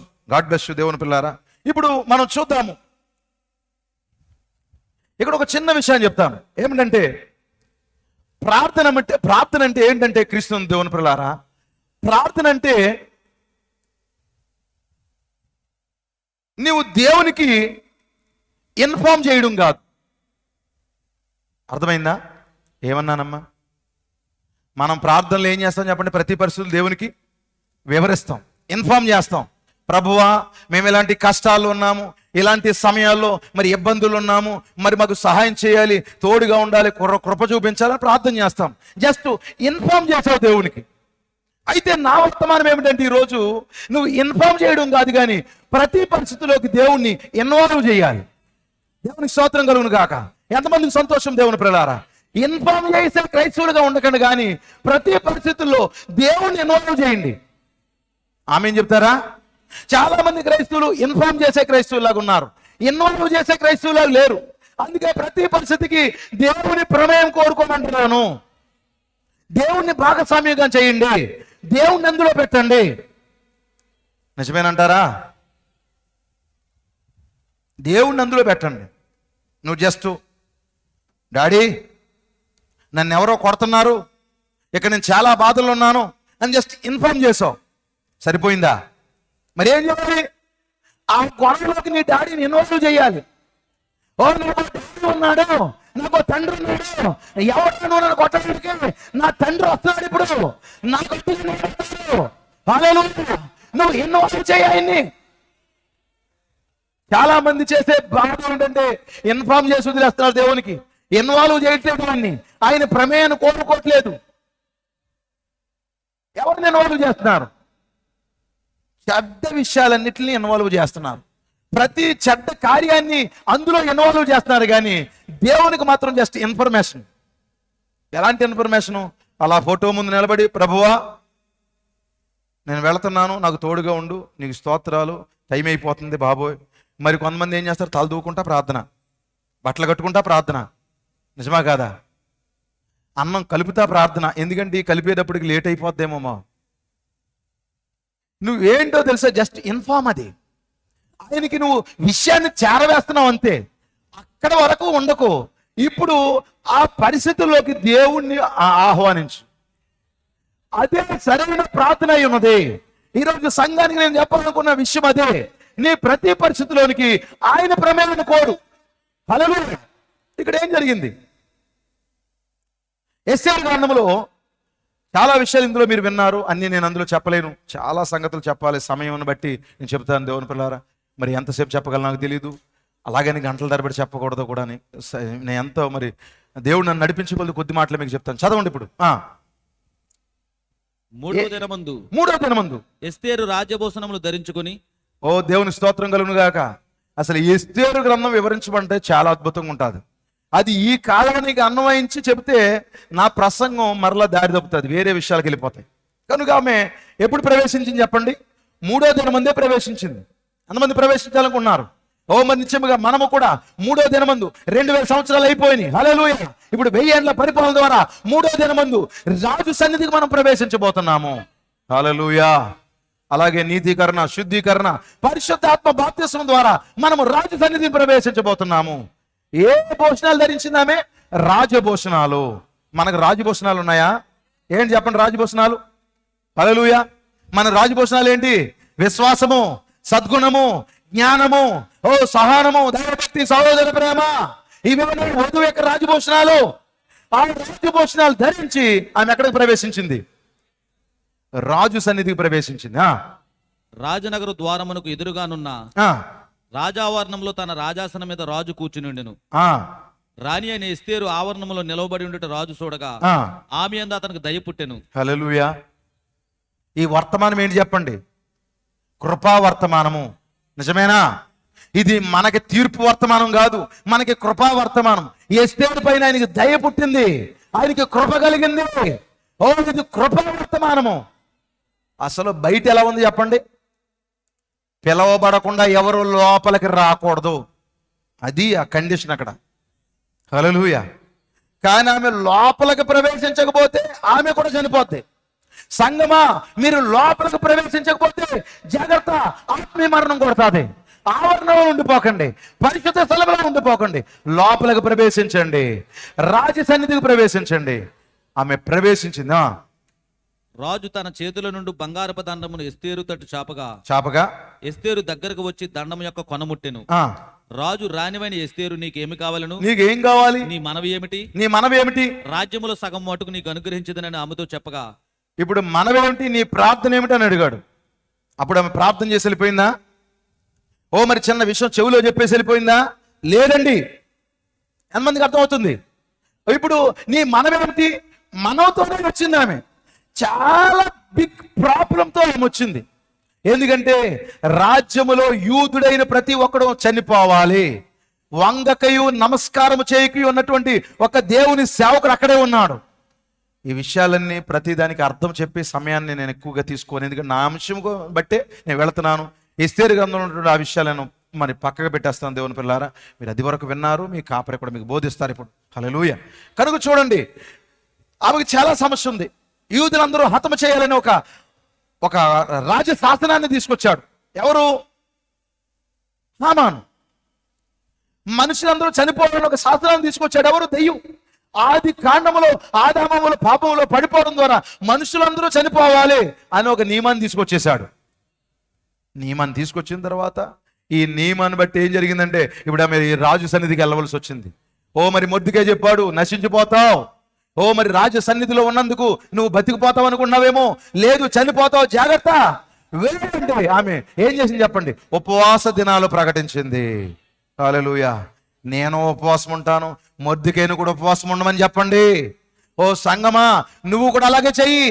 నేను ఉపవాసం ఉంటాను, నా భర్త ఉపవాసం ఉంటాడు, నేను ఉపవాసం ఉంటాను, నా భార్య ఉపవాసం ఉంటుంది, నేను ఉపవాసం ఉంటాను, నా బిడ్డలతో కూడా ఉపవాసం ఉండమని చెప్పండి. ఉపవాసం ఉన్నది. ఇప్పుడు చాలా పెద్ద సమస్యతో వెళ్ళింది, లోపలికి వెళ్ళింది. వెళ్ళిన తర్వాత నీ మనవేమిటి? ఏమిటి నీ ప్రార్థన? చెయ్యి, ప్రార్థన చెయ్యి. స్తోత్రం స్తోత్రం స్తోత్రం తండ్రి, మేము నశించిపోతాం ప్రభువా, మమ్మల్ని కాపాడు తండ్రి. ఓ నువ్వు కాపాడకపోతే మాకు ఎవరున్నారు తండ్రి అని ప్రార్థన చేసి వెళ్ళిపోలేదండి ఆమె. వింటున్నారా? రాజా, నువ్వు తప్పితే మాకెవరున్నారు? మరి మేము నశించిపోయేలాగా ఉన్నాము, నువ్వు కాపాడితే కాపాడు, అలా వెళ్ళిపోలేదండి. ఆమె ఏమంటుంది చెప్పండి? నీ మనవి ఏమిటంటే ఏమంటుంది, చదవండి. ఎస్తేరు రాజునకు యుక్తముగా తోచిన ఎడల, రాజునకు యుక్తముగా తోస్తే, నేను రాజు కొరకు సిద్ధం చేయించిన విందునకు రాజువైన తామును హామానును నేడు రావాలని హల్లెలూయా. ఇప్పుడు ఆమె విషయాన్ని రాజుకి ఇన్ఫార్మ్ చేసి వచ్చేయట్లేదండి. చెప్పండి, ఇప్పుడు రాజుని అందులో ఇన్వాల్వ్ చేస్తా ఉన్నది. ఆమె చెప్తారా? ఇన్ఫార్మ్ చేసేసి, ఓ మరి నిత్యముగా నీకు విషయం చెప్తున్నాను, ఆ విషయాన్ని బట్టి నువ్వేం చేస్తావో తేల్చుకోవట్లేదు, మీరు రావాలి. హల్లెలూయా. ఓ రాజా నువ్వు రావాలి ఇక్కడికి. సంఘానికి నేను చెప్పే విషయం అర్థమవుతుందండి. దేవునికి మహిమ. ఈరోజు సంఘం చేయవలసిన ప్రార్థన అదే. సంఘమే మీరు అదే ప్రార్థన చేయండి. కష్టములో ఉన్న దేవుని పిల్లలారా, సమస్యలో ఉన్న దేవుని పిల్లలారా, ప్రార్థన చేయడం అంటే ఆ సమస్యలోనికి దేవుని ప్రమేయం తీసుకురా, ఆయన అందులో చేయి. నీ పోరాటం నువ్వే చేసుకుని, నీ యుద్ధాలు నువ్వే చేసుకుని, నీ కార్యక్రమాలు నువ్వే చేసుకుంటే ఏమిటి ప్రయోజనం అని చెప్తున్నాను. ఆయన్ని రంగం పైకి ఆహ్వానించాలి. దేవునికి మహిమ కలుగును గాక. ఆయన్ని రంగం పైకి ఆహ్వానించు. ఇప్పుడు ఏమంటుంది? మీరు రావాలి సార్, నేను జస్ట్ ఇన్ఫార్మ్ కొరకు రాలేదు, నిన్ను ఇందులో ఇన్వాల్వ్ చేయడానికి వచ్చాను. ఎస్తేర్ ఏం చేసింది? ఒక విందు చేసింది. హల్లెలూయా. ఒక విందుకి రాజును ఆహ్వానించింది. దేవునికి మహిమ. ఇప్పుడు రాణి గారు విందు చేసే, రాణి సన్నిధికి వెళ్ళాలంటే రాత్రంతా చక్కగా నిద్రపోయి ఉదయానికి మంచిగా ముఖమంతా వెలుగుతా మంచి డ్రెస్ కోడ్ వేసుకుని చక్కగా వెళ్ళాలి. ఆమె అలా చెప్పి ఆయన్ని ఇన్వాల్వ్ చేయగానే నెక్స్ట్ అధ్యాయంలో ఏమైందంటే రాజుకు నిద్ర పట్టట్లేదు. తర్వాత అధ్యాయం మొదటి వచనం చదవండి. ఆ రాత్రి నిద్ర పట్టకపోయినందున. హల్లెలూయా. అర్థమవుతుందా? ఇశ్రాయేలును కాపాడు దేవుడు. మాట్లాడాలి. ఇశ్రాయేలును కాపాడు దేవుడు కునుకుని నిద్రపోవడం. ఎందుకు కునుకుని నిద్రపోవడం అంటే ఆయనకి విశ్రాంతి లేకుండా చేసే ఒక ఆమె ఉంది. నిత్యము ఆయన్ని ప్రతి కార్యక్రమాల్లో ఇన్వాల్వ్ చేసే ఒక ఆమె ఉంది. అందుకే ఆయన నిద్రపోతట్లేదు. ఆయన నిద్రపోయే దేవుడు కాదు ఆయన. కనుక ఇప్పుడు ఆమె ఇన్ఫార్మ్ చేసి వదిలేదు, ఇన్వాల్వ్ చేస్తుంది ఆయన్ని. రండి సార్, మీరు కూడా ఈ విందులోకి రండి సార్. ఇప్పుడు ఆయన్ని ఇన్వాల్వ్ చేస్తుంటే రాత్రి నిద్ర పట్టట్లేదు. హల్లెలూయా. వధువా, నీ సమస్త పరిస్థితుల్లో దేవుని గనక నువ్వు ఆయన ప్రమేయాన్ని కోరితే, ఆయన ఇన్వాల్వ్ చేస్తే, అందులో ఆయన నిలికిస్తే, హల్లెలూయా, ఇక ఆయన నిద్ర పడదు. ఆయనకి ఏం చదువుతున్నాడు ఇప్పుడు ఆయన నిద్ర పట్టకుండా? చదవండి. ఆ రాత్రి నిద్ర పట్టకపోయినందున రాజ్యపు సమాచార గ్రంథము, రాజ్య సమాచార గ్రంథము తెమ్మని రాజు ఆజ్ఞేయగా అది రాజు ఎదుట చదివి వినిపించబడెను. ఓ చదవాలంటే ఏమవ్వాలి చెప్పండి? ఓపెన్ అవ్వాలి. ఓ అక్కడ ఏముంది చెప్పండి? ఓపెన్ బుక్ ఉంది. అక్కడ తెరవబడిన ఒక పుస్తకం ఉన్నది. ఇప్పుడు అక్కడ రాజు రప్పించి దాన్ని చదివి వినిపిస్తున్నాడండి. అసలు అంత పెద్ద రాజ్య సమాచారములో అతడు ఎప్పటి నుండో తన తాతల కాలం నుంచి ఏం జరిగిందో అందులో చూసుకోవాలి. వింటున్నారా? పూర్వం ఏం జరిగింది, ఐగుప్తుకి ఏం జరిగింది, నిజమేనా? సీహోనోగులకి ఏం చేశాను, వింటున్నారా? ఎర్ర సముద్రాన్ని ఎలా 2 పాయలుగా చేశాను, ఎరుకోని ఎలా కూల్చాను, అది కానీ సడన్ గా మధ్యలో ఎంటర్ అయినటువంటి వారి విషయం ప్రస్తావనకు వచ్చింది. దేవునికి మహిమ. ఇప్పుడు గ్రంథం తెరవబడుతుందా? ఓ మన కాలంలో గ్రంథం తెరవబడిందా? గొర్రెపిల్ల జీవ గ్రంథం తెరవబడింది. గొర్రెపిల్ల జీవ గ్రంథం తెరవబడిన తర్వాత ఆయన ఏం చూసుకోవాలి చెప్పండి? ఆది యందు దేవుడు భూమి ఆకాశాలు సృజించాను, నేను ఆ భూమిని ఆ ఆకాశాలను ఎలా సృజించాను, ఎలా పలికాను, ఎలా నా ప్రజలందరినీ నడిపించాను, అది రాసి సడన్ ఎంట్రీ ఎవరంటే ఓదు కనపడుతుంది ఆయనకి. ఆమె చెప్తారా? ఎవరు కనపడుతున్నారు అక్కడ? ఓదు కనపడుతుంది.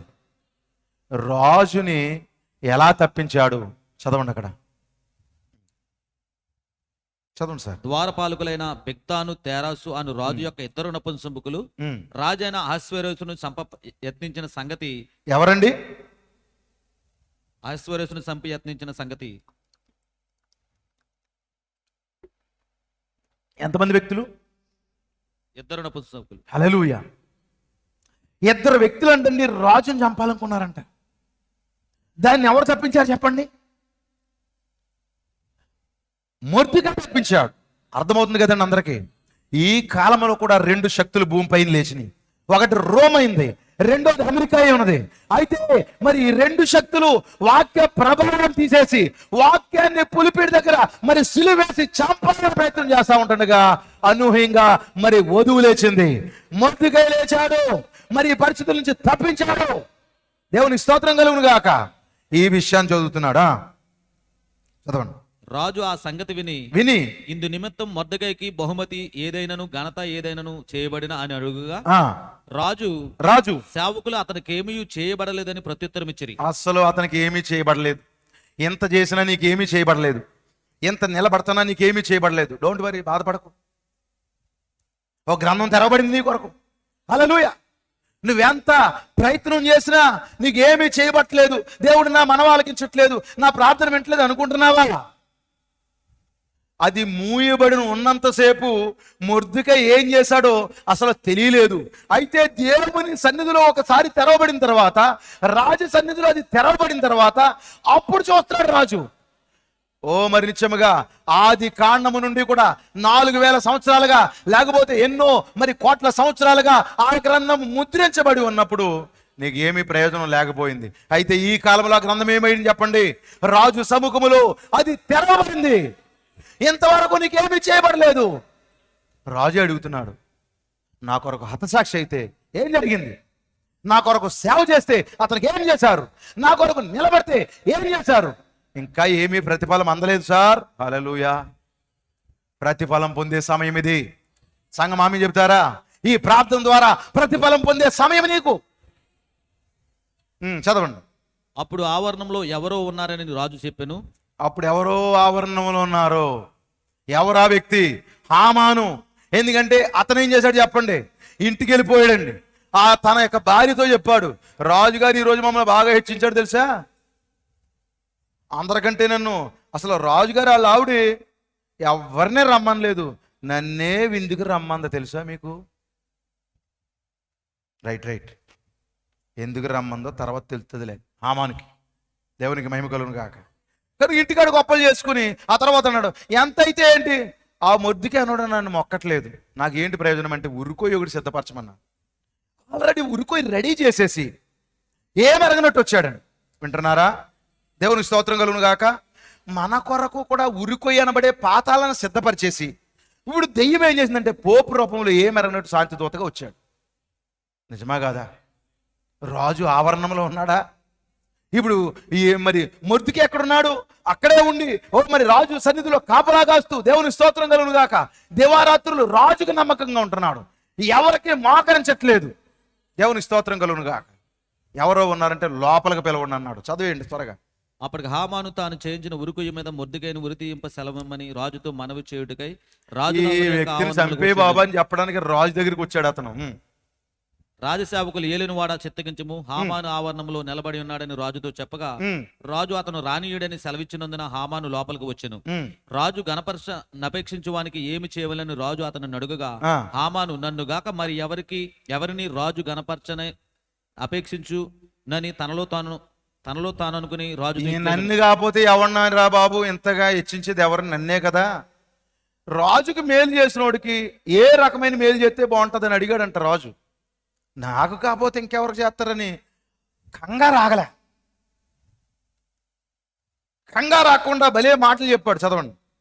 రాజు గణపరచ అపేక్షించువానికి చేయదగినది ఏమనగా రాజు ధరించుకొను రాజవస్త్రములను, రాజు ఎక్కు గుర్రమును, రాజు తన తల మీద ఉంచుకొను రాజ కిరీటము ఒకడు తీసుకొని రాగా గనులైన రాజు యొక్క అధిపతులలో ఒకడు ఆ వస్త్రములను ఆ గుర్రమును పట్టుకొని రాజు గణపరచ అపేక్షించువానికి ఆ వస్త్రములను ధరింపజేసి ఆ గుర్రము మీద అతను ఎక్కించి రాజవీధులు అతను నడిపించు రాజు గణపరచ అపేక్షించువానికి ఈ ప్రకారంగా చేయతగునని అతని ముందర చాటింపవలెను. చాలండి. అప్పుడు శీఘ్రమే నువ్వు చెప్పినవన్నీ మొర్దెకైకి చేయించు అన్నాడండి. మొఖం మాడిపోయింది. మొఖం మాడగానే ఇప్పుడు జరగవలసింది ఏంటి? ఇంకా గ్రంథం తెరవబడిందంటే ఏం చెప్పండి? వధువు హెచ్చించబడ్డమే. ఇంకా గ్రంథం తెరవబడిందంటే వధువుని ఆపేవారు ఎవరు లేరు. గ్రంథం ఇప్పుడు తెరవబడిందా మూయబడిందా? ఇదంతా ఎందుకు జరిగిందో తెలుసండి? ఎస్తేరు ఇన్ఫార్మ్ చేయట్లేదు, రాజుని ఇన్వాల్వ్ చేస్తుంది. తన ప్రతి పరిస్థితికి కూడా రాజు యొక్క ప్రమేయాన్ని కోరుతా ఉన్నది ఆమె. హల్లెలూయా. రాజుని అందులో కలుపుతా ఉన్నది. అందుకే రాజుకి నిద్ర పట్టలేదు. గ్రంథాన్ని తెరిచాడు. ఇప్పుడు ఏం జరిగింది? రాజ వస్త్రాలు. హల్లెలూయా. ఎవరి వస్త్రాలు అవి? రాజు ధరించిన వస్త్రాలు. ఈరోజు వధువుకు వచ్చిన వస్త్రాలు ఎవరివి చెప్పండి? అవి పరిశుద్ధుల నీతి క్రియలు. పరిశుద్ధులు ఎవరు? ప్రభు అయిన యేసుక్రీస్తు. ఆ వస్త్రం ఏమిటి? అది థియోఫనీ అయి ఉన్నది. మాస్టర్ థియోఫనీలోంచి మనకి కూడా థియోఫనీలు వచ్చినాయి. నిజమేనా? రాజు ధరించిన వస్త్రమేనా? ఆయన ఆత్మగా ఉన్నాడా? ఆత్మగా ఉన్న దేవుడు ఏం చేశాడు చెప్పండి? థియోఫనీలో ప్రవేశించాడు. నిజమేనా? ఇప్పుడు మరలా మనము మరి నిత్యముగా దేవుని పిల్లారా, మనము లోకములో మరి పతనమైపోయే స్థితిలో, మరణించవలసిన స్థితిలో ఉంటుండగా మనకు ఒక గ్రంథం తెరవబడిన తర్వాత, ఇప్పుడు గ్రంథంలో ఉన్న సారాంశం ఏమిటి? రాజవస్త్రాలు అతనికి ధరించాలి. నేను అలాగైతే ఆత్మగా ఉన్న దేవుణ్ణి థియోఫనీలోకి వచ్చాను. ఇప్పుడు నా కుమార్తెలకు కూడా థియోఫనీ కావాలి. రాజవస్త్రాలు వచ్చినాయా? మరి నిత్యముగా వధువుకి రాజవస్త్రాలు వచ్చినాయి. దేవుని పిల్లారా, మరలా ఎవరు గుర్రం ఎక్కించాలి? ప్రకటన గ్రంథంలో ఉన్న 4 గుర్రాల్లో ఉన్నటువంటి ఆ 4 గుర్రాలు ఎక్కించాలా? చెప్పండి. కాదు. తెల్లని గుర్రము, ఎర్రని గుర్రము, నల్లని గుర్రము, పాండువర్ణ గుర్రము, అది కాదండి. ప్రకటన గ్రంథము 19వ అధ్యాయంలో మన రాజు గుర్రం ఎక్కాడు. దేవుని స్తోత్రం కలుగును గాక. ఇప్పుడు నా గుర్రాలు కాదు, సైనికుల గుర్రాలు కాదు, అది ఏ శత్రువు గుర్రాలు కాదు, రాజు గుర్రాలు ఎక్కించాలి. హల్లెలూయా. త్వరలో మనము ఆ ప్రకటన గ్రంథం 19వ అధ్యాయం ప్రకారంగా మనము కూడా ఆయన వెనకాల ఆ తెల్లని గుర్రం పైన ఆయనతో పాటు సొంత చేయబోతున్నాము. తర్వాత ఏం చెప్పాలి చెప్పండి? రాజకిరీటము. దేవునికి మహిమ. 1963లో ఏం దిగి వచ్చింది చెప్పండి? రాజకిరీటం దిగి వచ్చింది. శిరస్సు దిగి వచ్చింది. ఇప్పుడు ఆ శిరస్సు ఈ శరీరం పైన మరి దిగి రాబోతున్నది. ఆల్రెడీ దిగి వచ్చింది. హల్లెలూయా. ఎంతమంది నమ్ముతున్నారు? ఇదంతా ఎక్కడ జరుగుతుంది? కునుపాట్లు ప్రార్థన వింటున్నారా? వాక్యం వింటారు, నిద్ర వచ్చేస్తుంది చాలా మందికి. ఏంటో తెలియదు. నిద్రను ప్రేమించిన విధంగా ప్రార్థన చేయరండి. వాక్యం వింటారు, నిద్రపోతారు, ప్రార్థన చేస్తారు, నిద్రపోతా ఉంటారు. కునిపాట్లు ప్రార్థన, కుదురుగా ఉన్న ప్రార్థన, ఏదో 2 ముక్కల ప్రార్థన కాదు. ఇప్పుడు ప్రార్థన అంటే ఏంటో తెలుసా? నువ్వేదో దేవునికి విషయం చేరవేయడం కాదు, ఆ విషయంలోకి దేవుని తీసుకురావడమే ప్రార్థన. హల్లెలూయా. అక్కడికి ఆయన పిలవాలి. ఆయన రాకపోతే నువ్వెంత ప్రార్థన చేస్తే ఏంటి ప్రయోజనం? చూడండి, కరిమేలు పర్వతం పైన 450 మంది ప్రవక్తలు ఏం చేస్తున్నారు చెప్పండి? చెప్పాలి. ఏం చేస్తున్నారు? Just inform. నిజమా కాదా? ఇన్ఫార్మ్ చేస్తున్నారు. ఇన్ఫార్మ్ చేస్తుంటే ఎవడో రావట్లేదు. కానీ ఏలియా మాత్రం దేవుణ్ణి ఇన్వాల్వ్ చేస్తున్నాడు అందులోనికి. దేవునికి మహిమ కలుగును గాక. ఆయన ప్రమేయాన్ని కోరుతున్నాడు. దేవా, ఎందుకంటే ఏలియా అదే చెప్పాడు, నిప్పు లేకుండా, అసలు ఇక్కడ అగ్గి పెట్టేయకుండా, అగ్గి రాజు చేయకుండా అగ్ని రావాలి. అది ఛాలెంజ్ అంటే. దేవునికి స్తోత్రం కలుగును గాక. అందుకే ఇప్పుడు ఏలియా ఏం చేస్తాడు? ఇన్ఫార్మ్ చేయట్లేదు, ఇన్వాల్వ్ చేస్తున్నాడు. నువ్వు దిగిరా ప్రభువా. దేవుడు దిగొచ్చాడా? మరి అక్కడ ఇక్కడ కాల్చబడ్డాయా? అంగీకరించాడా లేదా? ఇప్పుడు సంగమా, ఈ ఉపవాస ప్రార్థన ఏమిటి? నీ నిరాశలోనికి దేవుని తీసుకురా. హల్లెలూయా. నీ యొక్క మరి ఆర్థిక పరిస్థితిలోనికి దేవుని తీసుకురా. నీ కష్టాల్లోనికి దేవుని తీసుకురా. నేను ఆల్రెడీ ప్రార్థన చేశానండి, చిన్న ప్రార్థన దేవుని చేశాను, ఇంకా అక్కర్లొద్దు. అలా కాదండి. ఆయనే దిగు వచ్చి దాన్ని హ్యాండిల్ చేయాలి. హల్లెలూయా. అది విషయం. ఆయనే దిగు వచ్చి దాన్ని హ్యాండిల్ చేయగలిగితే అప్పుడు నీ సమస్యలన్నీ పోతాయి. అందుకే ఇప్పుడు ఎస్తేర్ ఏం చేస్తుందంటే, నేను ఏదో విందు చేసుకున్నాను, మరి ఇది సంగతే, నాకు ఇంచుకు బాగలేదు, మరి ఇది సంగతి అని చెప్పట్లేదండి. మీరు విందుకు రావాలండి. హల్లెలూయా. ఏమంటున్నావు ఎస్తేరు? ఇది రాజు విందు సార్, మీరు రావాలంతే. దేవునికి మహిమ కలుగును గాక.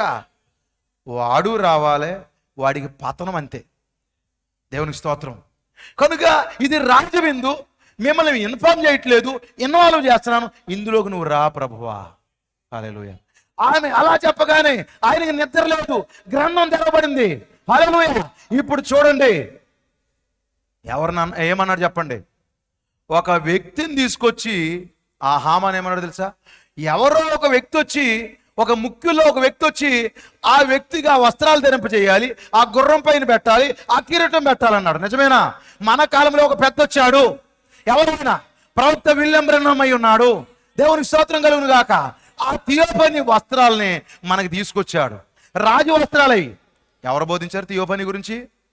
ముఖ్యుల్లో ఒకడేనా? నిజమేనా? ఆ తెల్లని గుర్రం గురించి, ఆ ప్రకటన గ్రంథంలో తెల్లని గురించి, గుర్రం గురించి ఎవరు బోధించారు? మన ప్రవక్త. హల్లెలూయా.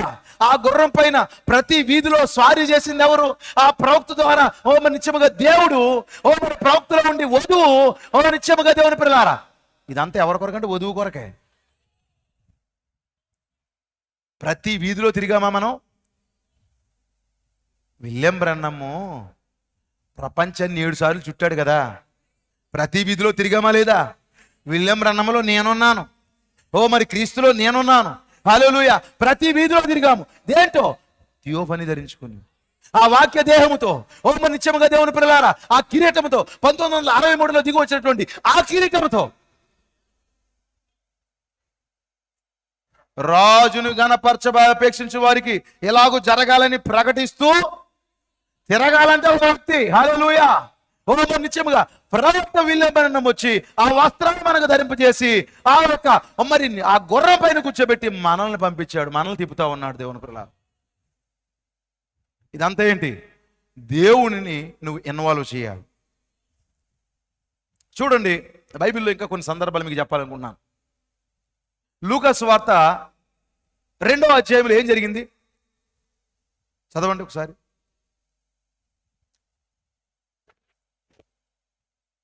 ఆ దినములలో సర్వలోకమునకు క్షమించండి, లూకా సువార్త 2వ అధ్యాయం కాదు, యోహాను సువార్త. క్షమించండి, యోహాను సువార్త. 3వ దినమున గలిలయలోని కానాను ఊరిలో ఒక 3వ దినమున గలిలయలోని కానాను ఊరిలో ఒక వివాహం జరిగింది. యేసు తల్లి అక్కడ ఉండెను. యేసు తల్లి అక్కడ ఉండెను. యేసును ఆయన శిష్యులను ఆ వివాహమునకు పిలువబడిరి. ఏం జరిగింది అక్కడ? జస్ట్ ఇన్ఫార్మ్ చేశారు యేసు ప్రభుకి. ఎంతమందికి అర్థమవుతుంది? యేసును ఆయన శిష్యులను ఆ వివాహమునకు పిలువబడిరి. ఏం చేశారు? కుటుంబం జస్ట్ ఇన్ఫార్మ్ చేశారు. అయితే అక్కడ మరొక స్త్రీ ఉన్నది. ఇప్పుడు ఆమె ఇన్ఫార్మ్ చేయడానికి రాలేదు, సమస్యలోకి ఆయన ఇన్వాల్వ్ చేయడానికి వచ్చింది. హల్లెలూయా. వారందరూ ఏం చేశారు చెప్పండి? యేసును వివాహానికి పిలిచారు. మంచిదేనా పిలవడం? పిలవడం మంచిదేనా? అయితే సంగమా అక్కడితో ఆగిపోద్ది అంటున్నాను నేను. యేసు రంగం పైకి వచ్చేంత వరకు నీ ప్రార్థన ఆగకూడదు అంటున్నాను నేను. అది నా యొక్క నా యొక్క వర్తమానం యొక్క సారాంశం. దేవుని స్తోత్రం కలుగును గాక. ఇప్పుడు నువ్వు ప్రార్థిస్తున్నావు, జవాబు పొందుకోకుండానే వెళ్ళిపోతున్నావు. అట్లా కాదు, ఆయన రంగం పైకి రాలేదంతే, ఆయన మనకు జవాబు ఇవ్వాలంతే. నువ్వేదైనా ప్రార్థనలో పిటిషన్ వేసినప్పుడు దేవుడు అవునన్నా చెప్పాలి, కాదన్నా చెప్పాలి. ఆయన మధ్యస్థంగా ఉండే దేవుడు కాదు. అయితే నువ్వు ఆయన వచ్చేంత వరకు నువ్వు మోకాళ్ళ పైకి లేవడానికి వీలు లేదు. వారంటండి యేసుని ఏం చేశారంట? ఆ వివాహానికి పిలిచారంటండి. కానీ మరి ఏం చేసింది చెప్పండి? ద్రాక్షారసం అయిపోయినప్పుడు, చదవండి అక్కడ ఆ మాట చదవండి. ద్రాక్షారసం అయిపోయినప్పుడు యేసు తల్లి వారికి ద్రాక్షారసం లేదని ఆయనతో చెప్పగా యేసు ఆమెతో, అమ్మా నాతో నీకేమి పని, నా సమయం ఇంకను రాలేదనను. ఆయన తల్లి పరిచారకులను చూసి ఆయన మీతో చెప్పినది చేయుడనను. దేవుని స్తోత్రం కలుగును గాక. ఈమె ఇన్ఫార్మ్ చేయడానికి కాదు, పరిస్థితుల్లోకి ఇన్వాల్వ్ చేయడానికి వచ్చింది అక్కడికి. ఓ ఓ మరి దేవుడా, ఓ నా కుమారుడా, ఇక్కడ ద్రాక్షారసం అయిపోయింది. దేవునికి మహిమ కలుగును గాక. ఇక్కడ పరిస్థితులు తారుమారుగా ఉన్నాయి. ఇలాంటి పరిస్థితికి నువ్వు వస్తేనే సరైన వాడవు. ఎవరో సరైన వారు కాదు. మరి నువ్వు రా ఆ యొక్క ద్రాక్షారసాన్ని మరలా నువ్వేదో చేయాలి అక్కడ. దేవునికి స్తోత్రం కలుగును గాక. ఈమె ఇన్ఫార్మ్ చేయడానికి రాలేదు, ఈమె ఇన్వాల్వ్ చేయడానికి వచ్చింది ఆయన్ని. మీరు కూడా ఇన్వాల్వ్ చేస్తారా ఆయన్ని? రోగం వచ్చింది నీకు, ఏం చేస్తావు? యెషయా గ్రంథం 53వ అధ్యాయం ఏం చెప్తుంది చెప్పండి? యెషయా గ్రంథం 53వ అధ్యాయం ఏం చెప్తుంది? ఆయన పొందిన దెబ్బల చేత మనకు స్వస్థత కలిగింది. అంటే ఏమిటి? ఆయన ఇన్వాల్వ్ అయ్యాడా చెప్పండి? ఇప్పుడు మనం మరణించాలండి, మన మరణం జీవంగా మారిపోవాలి. ఇప్పుడు మరి ఆయన ఏం చేయాలి చెప్పాలి? మరణములోనికి ఇన్వాల్వ్ అవ్వాలా, లేకపోతే మరణాన్ని ఉస్సని తీసేయాలా? నేను ఎవరినో తెలుసా? జీవాధిపతిని. రండి నా వెనకాలకు అందరూ వచ్చేయండి. వచ్చేసిన తర్వాత ఓ మరణమా నువ్వు నేను ఆజ్ఞాపిస్తాను వెళ్ళిపో అనడం కాదండి. ఇప్పుడు ఆయన మనవలే ఆదాము మరణించాడు కదా ఆది కాండంలో, ఇప్పుడు ఆయన కూడా మరణములో ఇన్వాల్వ్ అవ్వాలి. నిజమేనా? ఇప్పుడు మరణములోనేనా? రోగములో సంఘం మాట్లాడాలండి. దేవుని స్తోత్రం కలుగును గాక. రోగము ఆయన మరి పొందుకోకపోతే నీకు స్వస్థత ఎలాగొస్తుంది? మరణం ఆయన పొందుకోకపోతే నీకు జీవం ఎలాగొస్తుంది? అంటే ప్రతి పరిస్థితి ఆయన ఇన్వాల్వ్ అవుతేనే నీకు విడుదల వస్తుంది, నీకు డెలివరెన్స్ అప్పుడే వస్తుంది. కానీ ఇప్పుడు నువ్వేం చేయాలి? అన్నిటిలోనికి ఆయన ప్రమేయం తీసుకురావాలి. హల్లెలూయా. సంగమా రండి, ఆయన ఇన్వాల్వ్ చేయండి, రోగంలో ఆయన ఇన్వాల్వ్ చేయండి. ఏమని ప్రార్థన చేయమన్నాడు ప్రవక్త? ఏమని ప్రార్థన చేయమన్నాడు తెలుసండి? రోగం వచ్చినప్పుడు, మరి నిత్యముగా దేవుని పిల్లలారా, ఒక వ్యక్తి రోగి అయి ఉన్నప్పుడు యెషయా గ్రంథము 53 అధ్యాయంలో మీ చేయి పెట్టుకుని ప్రార్థన చేయమన్నాడు. ఎందువల్ల? అక్కడ ఆయన పొందిన దెబ్బల చేత మనకు స్వస్థత కలిగింది. ఎందుకు దెబ్బలు తిన్నాడు? దెబ్బలు మనవి, కానీ దెబ్బల్లో ఇన్వాల్వ్ అయ్యాడు ఆయన. రోగం మంది, రోగములు ఇన్వాల్వ్ అయ్యాడు. మరణం మంది, మరణములు ఇన్వాల్వ్ అయ్యాడు. నిందలో ఇన్వాల్వ్ అయ్యాడు ఆయన. అన్నిట్లో ఆయన ప్రమేయం కోరుకున్నాడు, అన్నిట్లో ఆయన చేయి పెట్టాడు, అన్నిట్లో ఆయన వచ్చాడు. అందుకే మనకు స్వస్థత, అందుకే మనకు విడుదల, అందుకే మనకు విమోచన. ఏ మధ్యాహ్నము అదే ప్రార్థన అంటే. ప్రార్థన అంటే నువ్వు ఇన్ఫార్మ్ చేయకు, ఇన్వాల్వ్ చేయను ఆయన్ని, ప్రతి పరిస్థితిలోకి తీసుకురా ఆయన్ని. దేవునికి స్తోత్రం కలుగును గాక. ఒక మాట మనం చదువుకుందామండి, మనకు బాగా తెలిసినటువంటి వాక్య భాగాన్ని మనం చదువుదాం. మొదటి దినవృత్తాంతాల గ్రంథము, అలాగ రెండో దినవృత్తాంతాలు, క్షమించండి, రెండో దినవృత్తాంతాలు 20వ అధ్యాయము మొదటి వచనం చదవండి.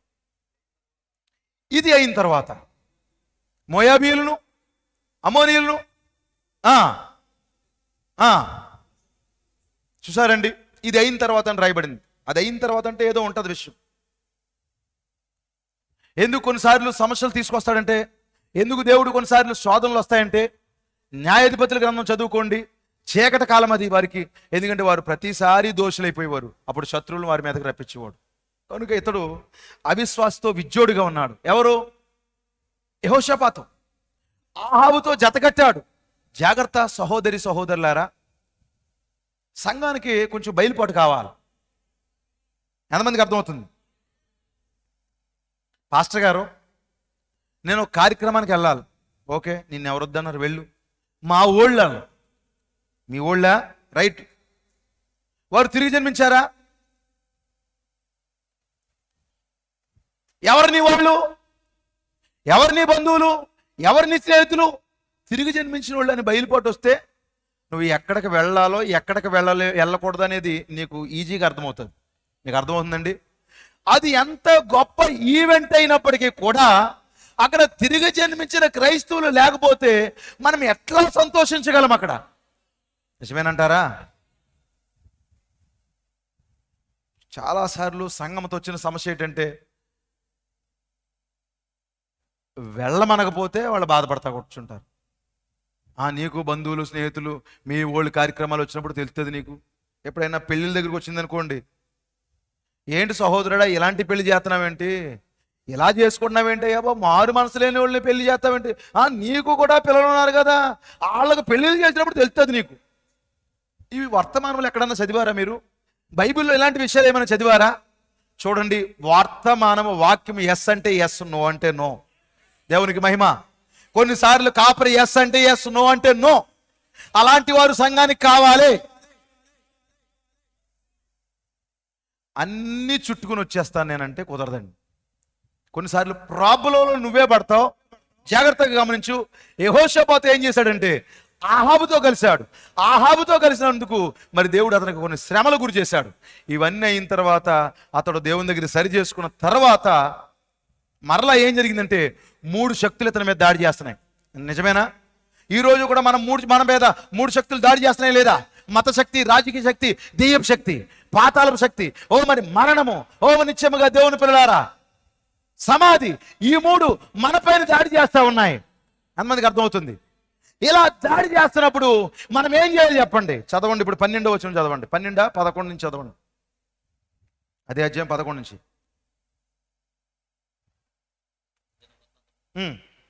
అదే అధ్యాయం ఇందాక చదివింది. దినవృత్తాంతాలు, రెండో దినవృత్తాంతాలు 20వ అధ్యాయము ఎన్నో వచనం? 11 నుంచి చదవండి సార్. మేము స్వతంత్రించుకునవలని నీవు మాకిచ్చిన నీ స్వాస్యములో నుండి మమ్మను తోలివేయుటకై వారు బయలుదేరి వచ్చి మాకెట్టి ప్రత్యుపకారం చేయుచున్నారో దృష్టించుము. మా దేవా, నీవు వారికి తీర్పు తీర్చవా? మా దేవా, నువ్వు వారికి తీర్పు తీర్చవా? మా మీదికి వచ్చి ఈ గొప్ప సైన్యముతో యుద్ధము చేయుటకును మాకు శక్తి చాలదు. మా మీదకి వచ్చుచున్నటువంటి ఈ గొప్ప శక్తి ఈ రోజు అలాగే ఉంది పరిస్థితి. గొప్ప శక్తులన్నీ ఏకమైనవి. వింటున్నారా? బయలుపోటు వస్తుందా? దేవుని స్తోత్రం కలుగును గాక. గొప్ప శక్తులన్నీ ఏకమయ్యి ఈరోజు వధువుపై పట్టడానికి వస్తున్నాయి. ఈ గొప్ప శక్తుల పైన మరి జయం పొందడానికి మా శక్తి సరిపోదు. ఏమి చేయుటకును మాకు తోచదు. ఏం చేయలో తొయ్యట్లేదు. నీవే మా దిక్కు అని ప్రార్థన చేశాను. ఎవడు ఏం చేస్తాడు? ప్రార్థన అది జస్ట్ ఇన్ఫార్మ్ చేస్తున్నాడా? ఏమన్నాడు చెప్పండి? మా శక్తి చాలదు. అతడు ప్రార్థన చేసి నన్ను బలపరచు ప్రభువా, నేను వెళ్ళిపోతాను, నాకు సహాయం చేయ ప్రభువా అనట్లేదు. నా శక్తి చాలదు. ఈ గొప్ప శక్తుల పైన, ఈ 3 శక్తుల పైన యుద్ధం చేయడానికి నా శక్తి చాలదు. అది ప్రార్థన కాదు, అతను అంటే ఇన్ఫార్మ్ కాదు, ఇన్వాల్వ్ చేస్తున్నాడు. హల్లెలూయా. నువ్వు వస్తే ప్రభువా, అది నీ శక్తి అయితే ప్రభువా, ఖచ్చితంగా మేము చేయిస్తాము. మా శక్తి కాదు ప్రభువా, నా శక్తి సరిపోవట్లేదు ప్రభువా. ఎంతమంది ప్రార్థన చేయగలరు? హల్లెలూయా. ఈ రోగాన్ని తగ్గించుకోవడానికి నా శక్తి సరిపోవట్లేదు ప్రభువా. ఎందుకు సరిపోవట్లేదు? నీ రోగానికి ట్రీట్మెంట్ కాదు, కనీసం దాన్ని ఏమంటారు, స్కానింగ్ తీయించుకోవడానికే డబ్బులు లేవు నీకు. ఎంఆర్ఐ, సిటీ స్కానింగ్లే చాలా ఖరీదుగా ఉన్నాయి ఇప్పుడు. వ్యాధి తర్వాత మీ ఎక్స్రేలు, ఆ యొక్క మరి టెస్టులన్నిటికే నీ డబ్బులు లేవు. అప్పుడు ఏం చెప్పాలి నువ్వు? ప్రభువా, ఈ రోగమును జయించడానికి నాకు శక్తి సరిపోవట్లేదు, ఈ మందులకి డబ్బులు పెట్టడానికి నాకు శక్తి సరిపోవట్లేదు, మరి ఏం చేయమంటారు అని దేవుడు అడిగితే, మీరు రండి సార్, మీరు ఎన్నో సార్ అందులోకి. హల్లెలూయా. అది నా ప్రార్థన. ఇప్పుడు నేను ప్రార్థన ఎందుకు చేస్తున్నాను తెలుసా? నేను ప్రతిరోజు ప్రార్థన ఎందుకు చేస్తాను తెలుసా? ఆయన ఇన్వాల్వ్ చేయడానికి. హల్లెలూయా. నేను ప్రార్థన చేసి నా పోరాటం నేనే, నా యుద్ధం నేనే, నా ఫైటింగ్ నేనే చేయడానికి కాదు, ఆయన ఫైట్ చేయడానికి. ఆయన ఫైట్ చేస్తే నేను సైలెంట్గా ఉంటా. హల్లెలూయా. ఆయన రోగం తగ్గిస్తే అప్పుడు నాకు రోగం తగ్గుతుంది. వైద్యులు చేస్తే ప్రవక్త అన్నాడు, ఒక పక్కన దాన్ని కోస్తేనంట ఇంకో పక్క దాకుంటుంది అంటది. ఓ డాక్టర్ ఓ పక్క వైద్యం చేస్తే దెయ్యం ఇంకో పక్క దాకుంటుంది అన్నాడు. కానీ దేవుడు కనుక వైద్యం చేస్తే అది ఎక్కడుందో అక్కడ పట్టుకుని తీసేస్తాడు ఆయన. కనుక ఎన్నో చేయండి ప్రభు, మా శక్తి చాలదు. ఎంతమంది చెప్పగలరు ఈరోజు? ఇప్పుడు మీరు చేసే ప్రార్థన దయ ఉండాలి, మా శక్తి సరిపోవట్లేదు ప్రభువా. సంఘంలో సమస్యలు వస్తున్నప్పుడు మా శక్తి సరిపోవట్లేదు ప్రభువా. కుటుంబంలో సమస్యలు వస్తున్నప్పుడు మా శక్తి సరిపోవట్లేదు ప్రభువా. మరి బయట నుంచి వస్తున్నప్పుడు మా శక్తి సరిపోవట్లేదు ప్రభువా. మరి ఏం చేయమంటావు? మీరు రండి సార్, మిమ్మల్ని ఇన్వాల్వ్ చేస్తున్నాను ఇందులోనికి, మీ ప్రమేయం కోరుతున్నాను దేవా. ఇదే మీ ప్రార్థన అయి ఉండాలి ఈరోజు. ఎంతమంది ఆ విధంగా ప్రార్థన చేయడానికి ఇష్టపడుతున్నారు? హల్లెలూయా. నేను దాటిపోతున్నాను, చాలా విషయాలు ఇందులో ఉన్నప్పటికీ నేను దాటిపోతున్నాను దేవుని పిల్లలారా. మొదటి రాజుల గ్రంథము 3:6. మొదటి రాజులు 3:6.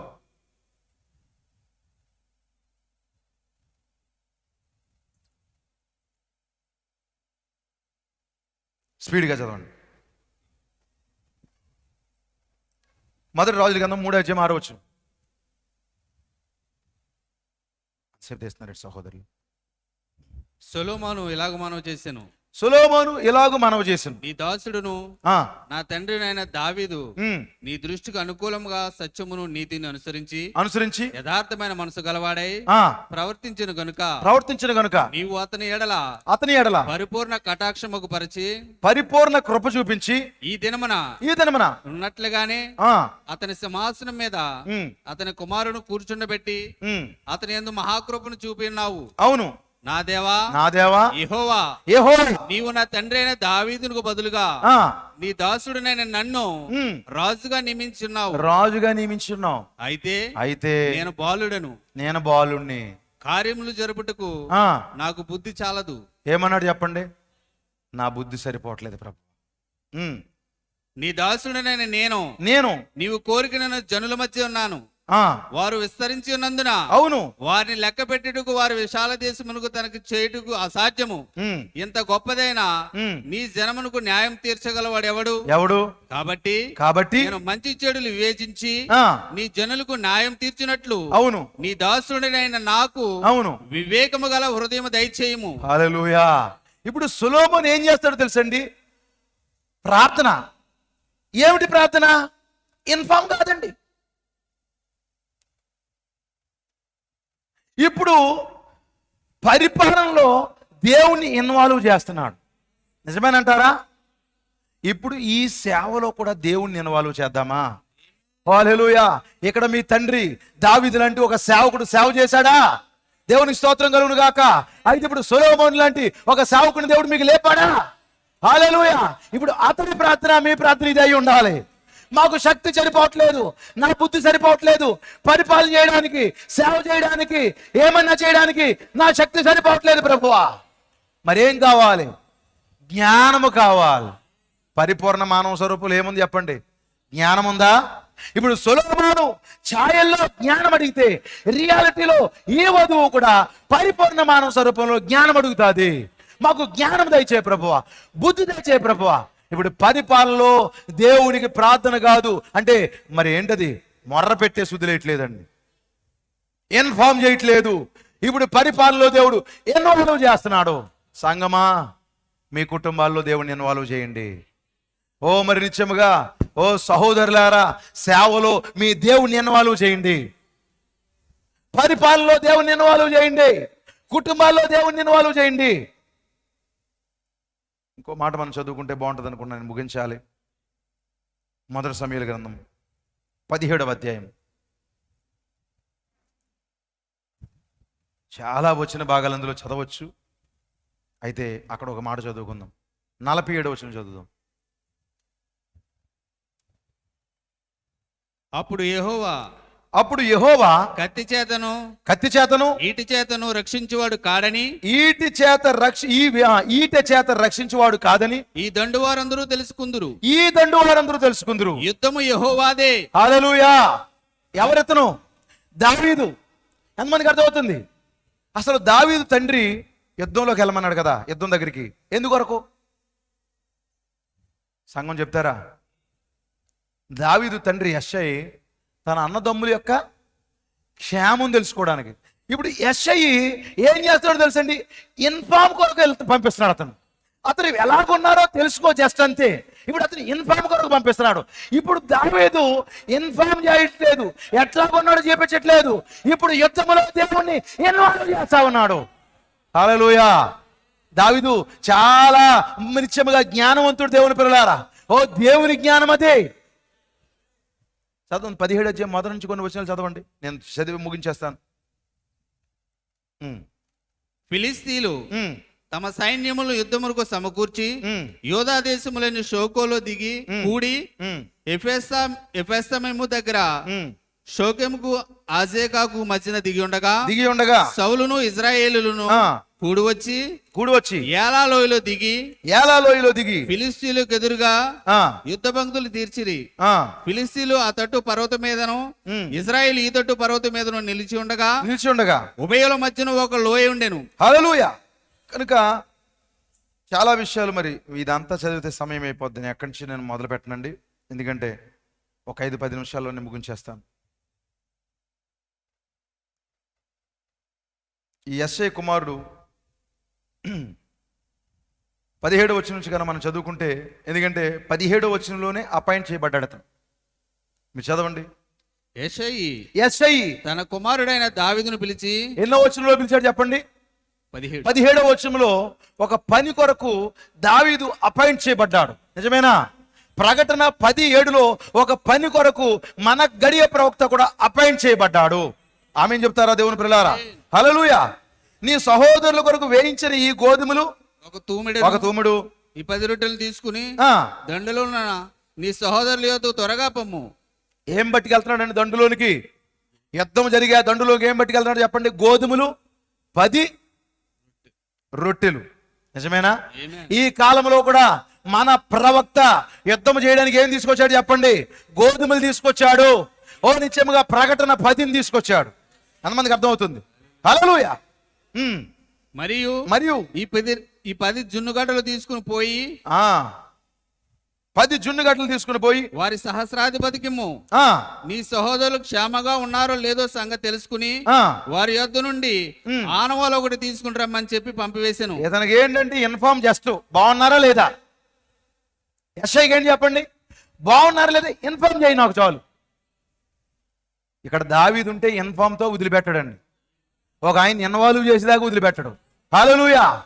దావీదు ఉంటే ఇక్కడ ఖచ్చితంగా ఇన్ఫార్మ్ చేయడు, ఇన్వాల్వ్ చేస్తాడు, ఆయన్నే ఎత్తమని పిలుస్తాడు. హల్లెలూయా. చదవండి.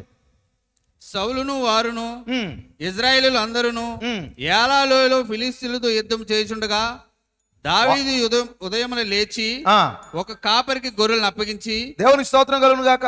ఏలా లోయలో యుద్ధం చేస్తారంటే వాస్తవానికి సౌలు ఆ యొక్క మరి మిగతా వారు యుద్ధాలు ఏం చేయట్లేదు. ఈ పక్కనాళ్ళు ఆ పక్కనేళ్ళు కూర్చుని 40 రోజులు జయము జయము జయము జయము అంటున్నారు అంతే. వింటున్నారా? వాస్తవానికి అక్కడ ఏమీ జరగట్లే. ఎందుకంటే దావీదు వచ్చేదాకా అసలు యుద్ధం ప్రారంభం అవుతుంది. దేవునికి మహిమ. హల్లెలూయా. దావీదు ఉదయమున లేచి తన గొర్రెలు అంటండి ఒక వ్యక్తికి అప్పగించాడు, నమ్మకమైన కాపరి దావీదు. ఆ వస్తువులను తీసుకుని యెషయా తనకిచ్చిన ఆజ్ఞ చొప్పున ప్రయాణమైపోయాను. అయితే అతడు కందకమునకు వచ్చినప్పటికీ వారును వీరును పంక్తులుగా తీరి జయము జయమని అరుచుచు యుద్ధమునకు సాగుచుండిరి.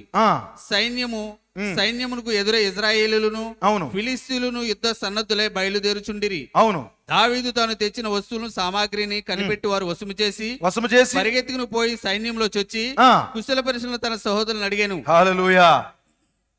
అతడు వారితో మాట్లాడుచుండగా గాదు ఫిలిష్తీయుడైన ఆయన గొల్లియోతు అను సూర్యుడు ఫిలిష్తీయుల సైన్యంలో ఉండి వచ్చి పై చెప్పిన మాటలు చెప్పిన పలుకుగా దావీదు వినెను. ఇజ్రాయేల్ అందరూ ఆ మనుషును చూచి మిక్కిలి భయపడి వాని ఎదుటి నుండి పారిపోగా.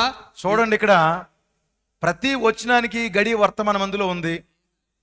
అయితే నేను కొన్ని మాటలు జాగ్రత్తగా చెప్తున్నాను చూడండి. అతడు రాగానే యుద్ధంలోకి వచ్చాడండి. అన్నదమ్ముల్ని కుశల ప్రశ్నలు అడిగాడు. ఎలా ఉన్నారా బాబు? బాగానే ఉన్నాం. ఆ తర్వాత అనూహ్యంగా ఒక ఎత్తరి చాలా పొడవైనటువంటి ఒక వ్యక్తి అక్కడ యుద్ధంలోనికి వచ్చాడు. యుద్ధంలోనికి వచ్చి ఇశ్రాయేలు దేవుణ్ణి దూషించడం మొదలుపెట్టాడు. ఈ విషయాలు ఎవరికి వినబడకూడదో వాళ్ళకే వినబడ్డాయి. హల్లెలూయా. కొన్నిసార్లు సంఘములో మిగతా ఎవరు ఏమనుకున్నా ఎవరు పట్టించుకోరు. వినబడినా పాస్టర్ గారిని ఏమన్నా, ఇక ఆ కుటుంబాన్ని ఏమన్నా వాళ్ళు వినబడినట్టుగానే ఉంటారు. దేవుణ్ణి ఏమన్నా, వర్తమానానికి ఎలాంటి మరి చెడ్డ మాటలు వచ్చినా ఎవరు పట్టించుకోనట్టే ఉంటారు అక్కడ. పాపం మాకెందుకు, మేము వస్తున్నాం వెళ్తున్నాం ఏమనుకుంటే ఏదోలా చేసుకొని. ఈ వర్తమానానికి ఎలాంటి అవమానాలు వచ్చినా కొంతమంది పట్టించుకోరు. కానీ ఇక్కడ దావీదులుంటే అలాంటి అవమానాలు సహించరు. అక్కడ నిలబడతారు ఖచ్చితంగా. ఆమేన్ చెప్తారా? హల్లెలూయా. చదవండి ఇప్పుడు. ఇజ్రాయేలీలలో ఒకడు వచ్చుచున్న మనిషిని చూచితిరే, నిజముగా ఇజ్రాయేలీలను తిరస్కరించుటకై వాడు బయలుదేరుచున్నాడు. వానిని చంపిన వానికి రాజు బహుగా ఐశ్వర్యం కలగజేసి తన కుమార్తెనిచ్చి పెండ్లి చేసి వాని తండ్రి ఇంటి వారిని ఇజ్రాయేలులో స్వతంత్రులుగా చేయననగా. అవును. దావీదు జీవం గల దేవుని సైన్యమును తిరస్కరించుటకు ఈ సున్నతి లేని ఫిలిష్తీయుడు ఎంతటి వాడు. హల్లెలూయా. దావీదుకు వచ్చిన ఆలోచన చూడండి. వెంటనే ఆ శత్రువు ఎంత పెద్దోడో చూడట్లేదు. అతని దగ్గర ఉందేంటి, అతని దగ్గర లేనిదేమిటి నా దగ్గర ఉందేంటి. అతని దగ్గర సున్నతి లేదు, అతనికి పరిశుద్ధాత్మ లేదు. అతడు ఎంత పెద్దోడైతే నాకు లెక్కేంటి. వింటున్నారా? పరిశుద్ధాత్మ లేనోడు ఎంత గొప్పోడైతే ఏమిటి ఎంతమందికి అర్థమవుతుంది. ఈ సైన్యాలు తిరస్కరిస్తాడా? జీవము గల సైన్యాలు ఇవి. వింటున్నారా? ఈ సైన్యాలు ఎవరు చెప్పండి? ఎక్కడున్న వధువు ఎవరు చెప్పండి? జీవము గల సైన్యము. ఈ జీవం గల సైన్యాన్ని తిరస్కరించడానికి ఆ పెద్దోడు ఎంత తోడు. హల్లెలూయా. వాడు ఎంత ఎదిగితే ఏమిటి, అతనికి సొంత లేదు, పరిశుద్ధాత్మ లేని కార్యం చేసుకుంటూ తిరుగుతూ ఉన్నాడు అతను. అతను ఎంత అయితే నాకేంటి. ఇలా మాట్లాడిన తర్వాత అతను అంటున్నాడు, చదవండి.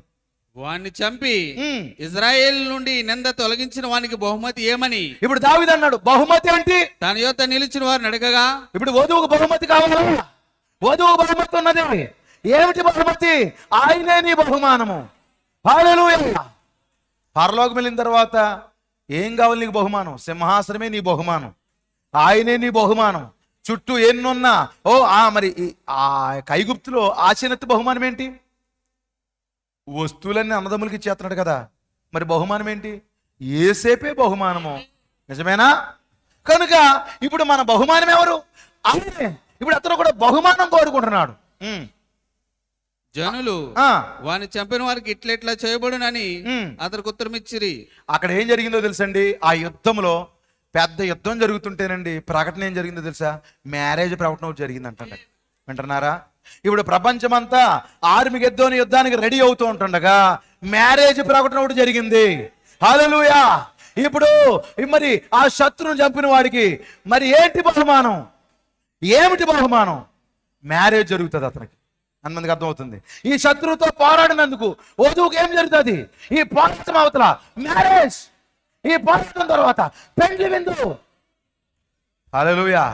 ఆల్రెడీ వధువుకి వివాహం జరిగిందా? మనం పెండ్లి విందులోకి వెళ్తున్నామా? God bless you. హల్లెలూయా. స్పీడ్గా చదివేండి సార్. అతడు వారితో మాట్లాడున్నది అతని పెద్దన్నకు ఎలియాబునకు వినబడగా, పెద్ద నిన్నాడంట. పెద్ద నిన్నాడు. నువ్వు యుద్ధం చూడడానికే కదా వచ్చావు అని అడిగాడు. అడగగానే దావీదు ఏమంటాడు చెప్పండి? ఒరే నువ్వేం చేసావురా? నువ్వు కూడా చూస్తానే ఉన్నావు కదరా. ఇంతకాలం ఉండి 40 రోజులుండి నువ్వేం చేసావు? నువ్వు చూస్తానే ఉన్నావు, నన్ను చూడొద్దు అంటావేంటి? తప్పుకున్నాడు మరలా. ఇవి కనుక మరి నిత్యంగా చాలా చాలా పెద్ద పెద్దోళ్ళు నువ్వేం యుద్ధం చేస్తావు? అతనే యుద్ధం చేస్తాడు. ఎందుకంటే పాపం దావీదికి ఏబిసిడీలు రావంట. పాపం దేవునికి స్తోత్రం కలుగును గాక. ఒడిశాలు పట్టుకుని అడవికి వెళ్ళాడు. మరి ఏం చేస్తాడు? దేవునికి స్తోత్రం. కానీ ఇప్పుడు పెద్దన్న అన్నాడు, డిస్కరేజ్ చేస్తున్నాడు. దావీదు మీద కోపం వచ్చి అతనితో నువ్వు ఎక్కడికి ఎందుకు వచ్చితివి? అరణ్యంలోని ఆ చిన్న గొర్రె మందను ఎవన వశం చేసితివి? నీ గర్వమును నీ హృదయపు చెడుదనము నేను ఎరుగుదును. యుద్ధము చూచుడే కదా నువ్వు ఇక్కడికి వచ్చితివా? నేను ఏంటంటే అతనికి గర్వం అంట, హృదయ చెడుతనమంట. ఎంతకంటే ఏమీ లేదట్రా నీకు నిందలేయడానికి. పెద్దన్నయ్య. హల్లెలూయా. దావీదు ఎలాగే అనుకుంటాడా చెప్పండి? ఓరి పెద్దన్నయ్య, ఏం చేయలేక, యుద్ధం చేయలేక 40 రోజులు ఎక్కడే పడి ఉండి, ఎందుకంటే ఎంత ఇండస్ట్రీ ఎంత 40 years. దేవుని స్తోత్రం కలుగును గాక. 40 days క్షమించండి. కానీ 40 days యుద్ధం చేస్తూ అంటున్నాడు. యుద్ధం చేయడానికి వచ్చి చిన్న కుర్రోని చూసి నీ హృదయ గర్వం, ఇంకా నీ చెడుతాను నాకు తెలదేటి. ఏం మాట్లాడుతున్నారా పెద్దన్నయ్య? నా గర్వం ఏంటి? నా చెడుతనం ఏంటి? నా చెడుతనం, నా గర్వం నువ్వెప్పుడు చూసావు పెద్దన్నయ్య? హల్లెలూయా. దేవునికి స్తోత్రం. అయితే ఈ పెద్దన్ని మాటలు పట్టించుకోవడానికి ఈ యవనస్తుడికి సమయం లేదు. ఎందుకంటే యుద్ధం స్టార్ట్ అయిపోయింది అక్కడ. హల్లెలూయా. దేవునికి మహిమ. చదవండి ఇప్పుడు. అందుకు దావీదు నేనేం చేశాను? మీ జోలికి వచ్చానేట్రా నాయన. మాట మాత్రం పలికితేనని చెప్పి. హల్లెలూయా. మిమ్మల్ని ఎవరినన్నా ఏమన్నాం? మీ జోలికి వచ్చామా? నా పని ఏదో నేను చేసుకుంటూ వెళ్ళిపోతే హృదయ గర్వం అన్నా, మారు మనసు లేదంటావు, ప్రార్థన లేదంటావు, నువ్వు చేసే యుద్ధం కరెక్ట్ కాదంటావు, నీకు ట్రైనింగ్ లేదంటావు. నేను ఎప్పటి నుంచో మా నానేం తీసుకొచ్చాడో నాకు తెలుసా? డాల్ తీసుకొచ్చాడు. అమ్మ ఏం తీసుకొచ్చిందో తెలుసా? కటకం తీసుకొచ్చింది. నానేం తీసుకొచ్చాడు? గుర్రం తీసుకొచ్చాడు. నీకైతే ఏం తీసుకొచ్చాడు తెలుసా? ఏమనుకుంటున్నావు? ఒడిశాలు తీసుకొచ్చారా నీకు తమ్ముడా? ఏం చేస్తావురా యుద్ధం? అప్పుడు ఇతను నేనేం చేశాను? మీ జోలికి రాలేదు, దన్నవరా నాయన, వదిలేయండి. హల్లెలూయా.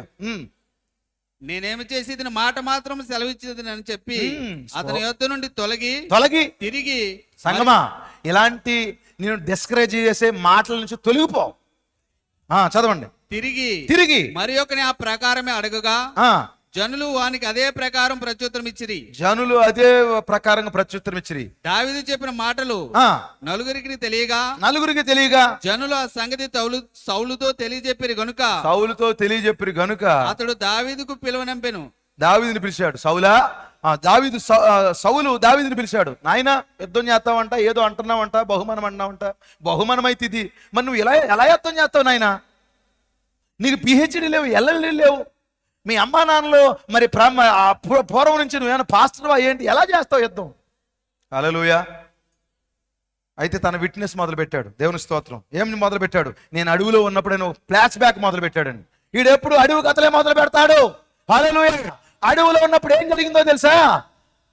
ఒక ఎలుగుబంటి వచ్చింది. నిజమేనా? ఎలుగుబంటి నుంచి నా గొర్రెలు విడిపించాను. ఆ తర్వాత ఏం జరిగిందో తెలుసా? ఎలుగుబంటిని ఎదుర్కొన్నావా? ఎలుగుబంటిని ఎదుర్కొనే వచ్చాం. హల్లెలూయా. ఆ తర్వాత సింహం వచ్చింది. నా గొర్రె పిల్లల్లో ఒక గొర్రె పిల్లను తీసుకుని వెళ్ళిపోయింది. అప్పుడు నేనేం చేశాను తెలుసా? సింహం వెనకాల పరిగెట్టాను. చెప్పడానికి కథల్లాగా ఉన్నాయి ఇవన్నీ కూడా. అబ్బే, నీ సాక్ష్యాన్ని బట్టి నాకు అర్థమైంది ఏంటంటే నీ సేవ తప్పు. సౌలుకి అలాగే అర్థమవుతుందిలే.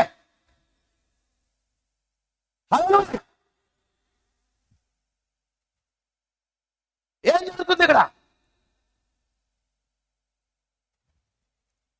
ఏంటి, సింహం వెనకాల పరిగెట్టావా? సాధారణంగా సింహాన్ని తప్పించుకోవడానికి మనిషి పరిగెడతాడా? మరి గుండె అరిచేతిలో పెట్టుకుని మనిషి పరిగెడతారా? సింహం పరిగెడతాదా తన గుండె అరిచేతిలో పెట్టుకుని? కానీ దావీదు చెప్పింది వాస్తవమే. అడవిలో, అది జూలో సింహం కాదండి, అడవిలో సింహం. అది ఆఫ్రికాలో అడవిలో ఉన్నటువంటి సింహాల గురించి ప్రవక్త చెప్తాడు. అది అరిస్తేనే గుండె ఆగిపోతుంటండి. అలాంటి సింహం ఒకటి అడవిలో మరి నా గొర్రె పిల్లని ఎత్తుకుపోతున్నా, పరిగెత్తుకుని వెళ్ళి దాన్ని పట్టుకుని చీల్చి సజీవంగా దాని నోట్లోంచి నా గొర్రె పిల్లను విడిపించాను. దేవునికి మహిమ. హల్లెలూయా. సౌలు అలాగ ఉండిపోయాడు. హలో, నీళ్లు జల్లాల కొంచెం. ఎత్తుగా ఉన్నాడు, పొడవుగా ఉన్నాడు, అందంగా ఉన్నాడు, నాదే విజయం అనుకున్నాడు. ఇంతకంటే బాగా ఏదైనా చేస్తుంటే అబ్బే ఆడ అనవసరం, వీడు అనవసరం, వీడు వేస్ట్, వాడు వేస్ట్. ఏ రోజైనా అలాంటి నిరాశపరిచే మాటలే తప్పితే అంతకు మించి మంచి మాటలు ఏమొచ్చినాయి సౌలుకి? చెప్పండి. ఇప్పుడు సౌలు ఏమంటున్నాడు చెప్పండి? ఏం జరిగింది? అసలు అడవిలో సింహం ముందు సింహం పరిగెడుతుంటే ఇతను వెనకాల పరిగెడుతుంటే నేను చాలాసార్లు ప్రసంగాన్ని బోధించాను. సింహాల జాతికి అవమానం. నిజమా కాదా? ఒక చిన్న కుర్రోడు దాన్ని తెరవడం ఏంటి? ఆ సింహము ఒక్కసారి పంజాన్ని నేల మీద విసిరింది. ఎప్పట్లాగే దాని పంచి బాగానే ఉంది, కానీ దావీదు ముందు దాని ఆటలు చల్లట్లేదు. హల్లెలూయా. వెనకాల వచ్చేది యోధ గోత్రం సింహం. అది గర్జిత సింహం వాళ్ళే ఎవరిని మింగుదని తిరుగుతుంది. అది మీకు అర్థమైందా? ఇది మాత్రం యోధ గోత్రం సింహం.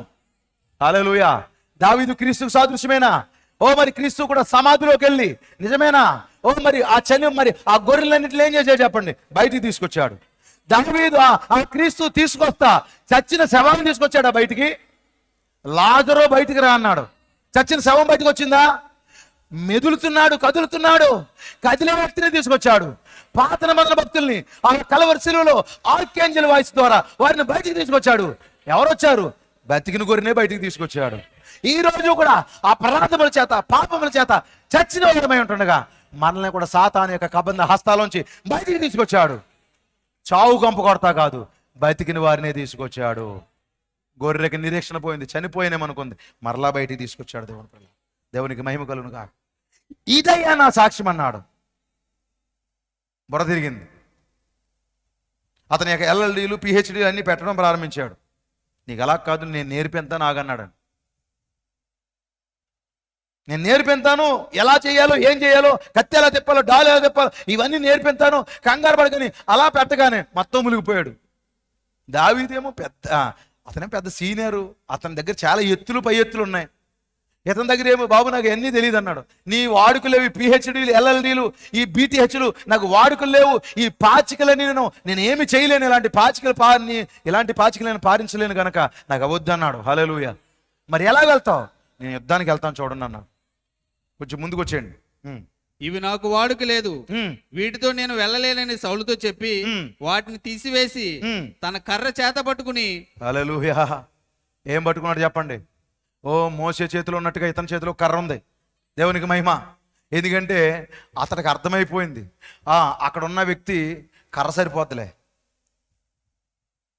ఒక కర్ర చేత పట్టుకుని ఏటి లోయలో నుండి 5 నున్నని రాళ్ళను ఏరుకుని, దేవునికి మహిమ, ఏట్లోకి దిగాడు. అతను దిగుతుంటే అందరూ అనుకున్నారు ఇంక అయిపోయింది, దావీదు గారు అలాగే మాట్లాడతాడు, వెనక్కి పారిపోయాడు అనుకుంటున్నారు. కానీ పైకి వెళ్ళే మార్గం కింద నుంచే ఉందన్నాడు ప్రవక్త. నిజమేనా?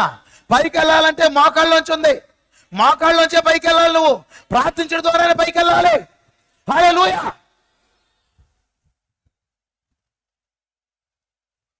అతడు మరి 5 రాళ్ళు తీసుకొచ్చాడు. మనకు తెలుసు 5 రాళ్ళు ఏంటో, విశ్వాసము. 5 రాళ్ళు యేసుక్రీస్తు అని.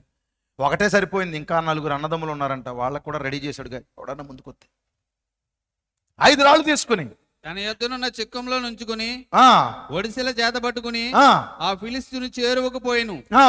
డాలు మోయేవాడు తనకు ముందు నడువుగా ఆ ఫిలిస్తీయుడు బయలుదేరి దావీదు దగ్గరకు వచ్చి చుట్టూ పార చూసాడు. ఇంకా ఎవరన్నా వస్తున్నారు, వీళ్ళు అన్నయ్య తాత ఎవరన్నా వస్తున్నారని చూస్తున్నారు, ఎవరో లేరు అక్కడ. చుట్టూ పార చూసి దావీదును కనుగొని అతడు బాలుడ ఎర్రని వాడును రూపసినై ఉండడు చూచి, బాలుడు కొంచెం ఎర్రగా ఉన్నాడంట, గాడ్ బ్లెస్ యు, రూపస్గా ఉండడం చూసి అతన్ని తృణీకరించాడు. ఎలాంటి వాడు నాకు సరిపోవడం. డిబేట్లు అంటారు కొంతమంది, అబ్బే ఇంకా పెద్దవాడిని తీసుకురా నాకు సరిపోవడం. వాళ్ళ జీవితాంతం డిబేట్లు చేయలేండి, అది వేరే విషయం సంగతి. ఇక్కడ అన్నాడు తృణీకరించాడు దావీదుని. చదివేండి. ఫిలిస్తీయుడు కర్ర తీసుకుని నువ్వు నా మీదకి వచ్చుచున్నావే, నేను కుక్కనా, నేనేమన్నా కుక్కనా అని దావీదుతో చెప్పి, దావీదు ఇలాగ అనుకోలేదు మరి కాదా? మనసులో దావీదు అని కూడా చెప్పండి. అతనేమన్నా నేను కుక్కనా మరి కాదా? హల్లెలూయా. తన దేవతల పేరట దావీదును శపించెను. తండ్రి కుమార పరిశుద్ధాత్మ నామములో శపిస్తున్నాడంట అతన్ని. తన దేవతల పేరును శపిస్తున్నాడు, తనకున్న సమస్తం పేరును శపిస్తున్నాడు. అప్పుడు దావీదు సమయం వచ్చింది. నా దగ్గరికి రమ్ము, నీ మాంసమును ఆకాశ పక్షులకును భూమృగములకు ఇచ్చివేత్తునని. నువ్వు నా దగ్గరికి రా, ఆకాశ పక్షులకు ఇచ్చేస్తాను. ప్రకటన గ్రంథం 17వ అధ్యాయం చదువుకుంటే మీకు అర్థమవుతుంది. ఆకాశ పక్షులు ఉన్నాయి అక్కడ, భూమిలో ఏమున్నాయంట? మృగాలు. ఇప్పుడు దావీదుని ఈ దెయ్యం ఏమని చెప్పింది? భూమిలో ఉన్న మృగాలకు ఇచ్చేస్తాను. అమెరికా ఒక మృగము, రోమ్ ఒక మృగము, మృగాలకు వేసేస్తాను మిమ్మల్ని. ఇదేనా ఇప్పుడు కడపడ శత్రువు చేసే పని? ఆ మృగం యొక్క ముద్ర కిందకి తీసుకురావడానికైనా ప్రయత్నం చేస్తుంది నిన్ను. ఆ ఫిలిస్తీయుడు దావీదు అనగా దావీదు నువ్వు కత్తియు ఈటెయు బల్లెమును ధరించుకుని. ఏమి ధరించుకున్నావు? కత్తే, ఈటె, డాలు, 3 ఆయుధాలు. నువ్వు తండ్రి కుమార పరిశుద్ధాత్మ నామంలో నా మీదకి వస్తున్నావు. కానీ నేను ఎలా వస్తున్నాను చూడు. నువ్వు త్రిత్వంలో వస్తున్నావు నా మీదకి. అయితే నీవు తిరస్కరించిన ఇశ్రాయేలు సైన్యాధిపతి యెహోవా పేరట నేను నీ మీదకి వచ్చుచున్నాను. ఇప్పుడు నేను యేసు నామములో వస్తున్నాను, ప్రభువు యేసుక్రీస్తు నామములో యుద్ధానికి వస్తున్నాను. వాడికి నామం లేదు, 3 ఉంది, కానీ వధువుకి నామం ఉంది. నువ్వు త్రిత్వంలో వస్తున్నావు, నేను ప్రభువుని యేసుక్రీస్తు నామములో వస్తున్నాను అని చెప్పి ప్రార్థన చేస్తున్నాడు. ఎలాంటి ప్రార్థనో తెలుసండి, చదవండి ఇప్పుడు.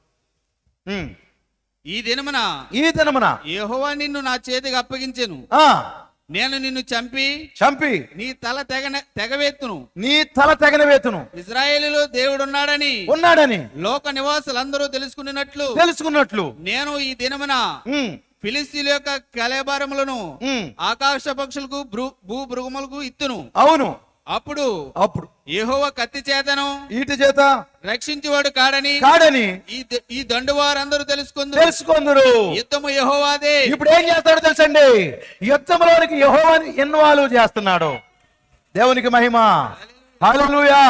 ఇప్పుడు నాదే యుద్ధం అంటే ఒడిసెలు రాళ్ళు, పెద్ద పెద్ద సైన్యము, ఈటులు ఏమీ పనిచేయవు. ఇప్పుడు దావీదు చేయవలసిన పని ఏంటో తెలుసా? యుద్ధం నాదిగా తెలుసుకోవాల్సిన సంగతి. హల్లెలూయా. విషయం ఏంటంటే చుట్టూ వెతికాడు ఎవరన్నా ఉన్నారేమని. గెహాజీకి ఏం కనపడతాయి? చుట్టూ ఎవరున్నారో చెప్పండి. కళ్ళు తెరవబడితే కనపడతాయి. దావీదు వెనకాల ఒక ఆయన ఉన్నాడు, నమ్ముతున్నారా? ఇప్పుడు ఇక్కడ ఉన్నటువంటి ఈ వధువు వెనకాల ఎవరో ఒక ఆయన ఉన్నాడు, నమ్ముతున్నారా? ఇప్పుడు ఆయన్ని ఇన్వాల్వ్ చేయండి, ప్రతి పరిస్థితికి ఆయన్ని ఇన్వాల్వ్ చేయండి. అంతమందికి ఇష్టం దేవుని పిల్లారా. ఇప్పుడు ఏమన్నాడు దావీదు? యుద్ధము నాది కాదు రోజు. హల్లెలూయా. మరి ఎవరని చుట్టూ వెతుకుతున్నాడు, ఎవరని కనపడరు. ఎందుకంటే కళ్ళు తెరవబడ్డది నాకు, మరి వాక్యం తెరవబడ్డది మాకు, 7వ ముద్ర తెరవబడ్డది మాకు. మన కొరకు బలిష్ఠైన దూత దిగొచ్చాడు. యుద్ధము బలిష్ఠైన దూతదే. ఎంతమంది చెబుతారు ఈరోజు? ఆ రోజు దావీదు మరి యెహోవాని ఇన్వాల్వ్ చేశాడు యుద్ధంలోనికి, ఇన్ఫామ్ కాదు ఇన్వాల్వ్ చేశాడు. ఈ రోజు వధువు బలిష్ఠైన దూతని ఇన్వాల్వ్ చేయాలి. ఈ రోజు ఇప్పుడు ప్రార్థన మొదలు పెడతారు. మీరు కొద్దిసేపు ప్రార్థన చేయబోతున్నారు. ఏం చేయబోతున్నారు చెప్పండి? ప్రార్థన అంటే ఏంటి? ఇన్ఫామ్ చేస్తారా? ఇన్వాల్వ్ చేస్తారా? ఎంతమంది చేస్తారు? నీ కుమారుని గురించైనా, నీ కుమార్తె గురించైనా, నీ భర్త గురించైనా, నీ కుటుంబ పరిస్థితుల గురించైనా, నీ సేవ గురించైనా, లేకపోతే లోకములు వచ్చే ఏ నిరాశ అయినా, రోగాలైనా, అప్పులైనా, నీ బాధలు నువ్వే పడకో. ఒక ఆయన రమ్మని అక్కడికి. ఆయన అన్నాడు యుద్ధము యెహోవాదే, నాది కాదు యుద్ధము. ఇప్పుడు ఆయన ఇన్వాల్వ్ చేశాడు. యాయీరు ఆయన్ని పిలుస్తున్నాడు. ఇక్కడ బాగుపడాలంటే ఆయన్ని ఇన్వాల్వ్ చేయాలి. ఓ మరి ప్రతి కాలంలో కూడా దేవుని భక్తులందరూ ఆయన్నే ఇన్వాల్వ్ చేస్తున్నారు. సంగమా ప్రార్థించండి. ప్రార్థన అంటే నువ్వు ఇన్ఫార్మ్ చేయడం కాదు, ప్రతి పరిస్థితికి ఆయన్ని ఇన్వాల్వ్ చేయడము. చాలా సంగతులు ఉన్నప్పటికీ కూడా నేను విస్తారంగా మాట్లాడనుకున్నాను, దయచేసి క్షమించండి. కనుక మీరందరూ కూడా మరి ఈ రోజు ప్రార్థన మొదలు పెట్టండి. మీ కుటుంబాల్లో ప్రార్థన మొదలు పెట్టండి. పురాతన విధానంలో ప్రార్థన మొదలు పెట్టండి. ఏమని ప్రార్థన చేస్తారు? నువ్వు వస్తేనే ఈ పరిస్థితులన్నీ మారుతాయి. నువ్వు రంగం పైకి వస్తే, అందుకే యేసును రంగం పైకి ఆహ్వానించుట అనే వర్తమానాన్ని బోధించాడా. 2000 సంవత్సరాల క్రితం ప్రవక్త అన్న మాటలు చాలా ఉన్నాయండి, కోట్స్ చాలా ఉన్నాయని చెప్పలేకపోతున్నాను. ఏంటంటే ఆయనే ఇన్వాల్వ్ అవుదారని ఆకాశ మహాకాశాల పట్టచాలని దేవుడు దిగొచ్చాడంటండి. దిగొచ్చి ప్రతి పరిస్థితులకు వెళ్తున్నాడంట. కొత్త నిబంధనలో అక్కడ కుష్ఠరోగి ఉంటే అక్కడికి వెళ్తున్నాడంటండి, వచ్చేయగలవాడు ఉంటే అక్కడికి వెళ్తున్నాడంట, చనిపోతే అక్కడికి వెళ్తున్నాడంట. అన్నిట్లో ఇన్వాల్వ్ అవ్వాలని ప్రయత్నం చేస్తుంటే వారందరూ ఆయన సిలువేసంట. ప్రవక్త అన్నారు మరి బరబ్బాని ఇన్వాల్వ్ చేశారంటండి. ఏం చేశారు చెప్పండి? బరబ్బాని అందులో ఇన్వాల్వ్ చేశారన్నాడు ప్రవక్త. సంగమా, మీ కుటుంబాల్లో కానీ, మీ హృదయాల్లోనూ కానీ, మీ మైండ్లో కానీ బరబ్బాని ఇన్వాల్వ్ చేయకండి. యేసుక్రీస్తుని ఇన్వాల్వ్ చేయండి. జస్ట్ ఇన్ఫామ్ కాదు, ఇన్వాల్వ్ చేయండి ఆయన్ని. ఈరోజు అంటండి ప్రవక్త అన్నాడు అన్నిట్లో కూడా ఇన్వాల్వ్ అయిపోతున్నాడంటే ఎవరో? అపవాది. వాడు ప్రారంభంలో అమాయకుల్లాగా ఉన్నాడన్నాడు ప్రవక్త. మీరు సంఘకాలాలు చదువుకోండి. సంఘకాలాల్లోంచి నేను చాలా మాటలు మీకు మాట్లాడుతున్నాను. ఆ సంఘకాలాల్లో ప్రవక్త అన్నాడు, ఏమన్నాడు తెలుసండి? వాడు ప్రారంభంలో చాలా అమాయకుడిగా ఉండి అన్నిట్లో ఇన్వాల్వ్ అయిపోయాడంటండి. ఆర్థిక వ్యవస్థలో, ప్రతి దేశంలో, ప్రతి యుద్ధంలో, ప్రతి పోరాటంలో, ప్రతి వైరస్లో, ప్రతి భూకంపాల్లో అన్నిటిలో ఇన్వాల్వ్ అయిపోయాడంట దెయ్యం. అయితే ఇప్పుడు వధువు ఏం చేయాలి? ప్రతి పరిస్థితికి ఆయన్ని ఇన్వాల్వ్ చేద్దామా మనం? ఇప్పుడు మన ప్రార్థన ఏంటి? ప్రభువా నాకు సహాయం చేయదు కాదు, సహాయం చేయాలని నువ్వు రావాలి. ప్రవక్త ప్రార్థించాడండి. ఒకసారి అతనికి ఒక సమస్య వచ్చినప్పుడు గ్రీన్స్ మిల్లోకి వెళ్ళి ప్రార్థన చేశాడు. ప్రార్థన చేసినప్పుడు భార్య దగ్గర ఒప్పుకున్నాడు, ఇన్కమ్ ట్యాక్స్ వాళ్ళ దగ్గర అబద్ధం ఆడినప్పుడు భార్య దగ్గర ఒప్పుకున్నాడు, అలాగే వారి దగ్గర కూడా వెళ్ళి ఒప్పుకున్నాడు. అయితే ప్రవక్త గ్రీన్స్ మిల్లోకి వెళ్ళి మళ్ళీ ప్రార్థన చేసేమన్నాడు తెలుసండి? నువ్వు వచ్చి ఇక్కడ నాకు కనబడి ఆ స్వరం నాకు వినబడితేనే నువ్వు నన్ను క్షమించావని నాకు రుజువు అన్నాడు. అలాగ అడగగానే ఆయన దిగు వచ్చి ఆకులు చప్పుడు చేశాడంట, నడుచుకుంటూ వెళ్తున్నాడంట. ఆయన అప్పుడు ఏడుస్తున్నాడు ప్రవక్త. నిన్ను క్షమించబడాలన్నా ఆయన ఇన్వాల్వ్ అవ్వాలి. నువ్వు చాలా భయంకరమైన పరిస్థితులు వెనక దిగజారిపోయి ఉండొచ్చు, నిజమేనా? లేకపోతే పాపంలో పడిపోయి ఉండొచ్చు, మరి తిరిగి జన్మించిన అనుభవాన్ని నువ్వు కోల్పోయి ఉండొచ్చు. అయితే ఆయన ఇన్వాల్వ్ చేయి, ఆయన్ని పిలువు. ఆయన్ని పిలిచి ఆయనకి చెప్పి ఆయన్ని ఆ యుద్ధంలో పెడితే శత్రువు ఏమైతే డిస్ట్రాయిడ్ అయిపోతాడు, శత్రువు ముక్కముక్కలైపోతాడు. ఖడ్గము దిగి వచ్చింది దావీదు చేతికి. ఇప్పుడు దావీదు చేతికి వచ్చి ఏమో చేసింది? మొదటి రాకడలో ఆయన సాతాను తల చెదకొచ్చాడు ప్రభు అయిన యేసుక్రీస్తు. దావీదు కూడా దాని వాడు తలనే చెదకొట్టాడు దేవుని పిల్లలు. ఈ రోజు కూడా మనము ఆయన ఇన్వాల్వ్ చేద్దాం ప్రతి పరిస్థితికి. దేవుడు మనం దీవించును గాక. God bless you. Thank you all. God bless you. అయ్యా దయచేసి ఈ సమయంలో మరి మోకరించి ప్రార్థన చేద్దాం. కొద్ది నిమిషాలు ప్రార్థన చేద్దాం. విన్నారు కదా, చాలా విషయాలు మీరు విన్నారు. మీరు నిత్యముగా ప్రార్థన చేయండి. ప్రార్థన పరిస్థితులు మారుస్తుంది. ప్రార్థన అంటే ఏమిటి? ఏం ప్రార్థన చేస్తావు నువ్వు? ఏమని ప్రార్థన చేస్తావు? ఆయన రమ్మని ప్రార్థన చేయి. ఆయన లేవాలి, తుఫానుతో ఆజ్ఞాపించాలి. ఆయన ఇన్వాల్వ్ చేయి. నువ్వే ఆ యుద్ధములన్నింటిలోకి ప్రాకులాడిపోకు. నువ్వే అప్పులన్నీ తీర్చేయడానికి ప్రయాసపడకు. అప్పులు తీరాలి పాస్టర్ గారు, దూరంగా వెళ్ళిపోతాను. సమస్యలు తీరాలి పాస్టర్ గారు, నేను అది చేసుకుంటాను. నాకు ఇవన్నీ పోవాలి పాస్టర్ గారు, నేను ఏదో ఇవన్నీ ఎందుకయ్యా మాట్లాడతావు, ఇవన్నీ ఎందుకమ్మా మాట్లాడతావు, నేను కోయిట వెళ్ళిపోతాను అనుకున్నాను పాస్టర్ గారు. నువ్వు ఇన్వాల్వ్ అవ్వకు, ఆయన ఇన్వాల్వ్ చేయి. ఎవరినో ఇన్వాల్వ్ చేయకు, వాక్యాన్ని ఇన్వాల్వ్ చేయి. ప్రతి పరిస్థితి మారిపోబోతుంది. యుద్ధాల్లో పోరాటంలో వారు జయించారు. ఓ నిత్యంగా అక్కడ ఎస్తేరు పక్షంగా రాజు దిగి వచ్చాడు. అక్కడ ఆమె ఇన్వాల్వ్ చేసింది, మరియా ఇన్వాల్వ్ చేసింది, అక్కడ యెహోషాపాతు ఇన్వాల్వ్ చేశాడు, యాయూరు ఇన్వాల్వ్ చేశాడు, దావీదు ఇన్వాల్వ్ చేశాడు. ఆయన ఓ భక్తులందరూ, ప్రవక్త విలియం బ్రన్నమ్ కూడా ఎన్నో సంగతులు ఉన్నాయి, ఆయన కూడా ఇన్వాల్వ్ చేశాడు. ప్రతి పరిస్థితికి ఇన్వాల్వ్ చేయండి, ప్రార్థించండి. ప్రార్థన అంతేటి, ఆయనకి ఏదో చెప్పేసి ఊరుకోవడం కాదు, ఆయన రంగంపైకి ఆహ్వానించడం. ప్రార్థన ఏంటి? దేవుని మనసు మారుస్తుంది. ప్రార్థన ఏంటి? ఆయన దిగొస్తాడు ఎక్కడికి, నువ్వు ఆయన దగ్గరికి వెళ్తావు ప్రార్థనలో. God bless you, God bless you, God bless you. దేవుడు మిమ్మల్ని దీవించును కాక.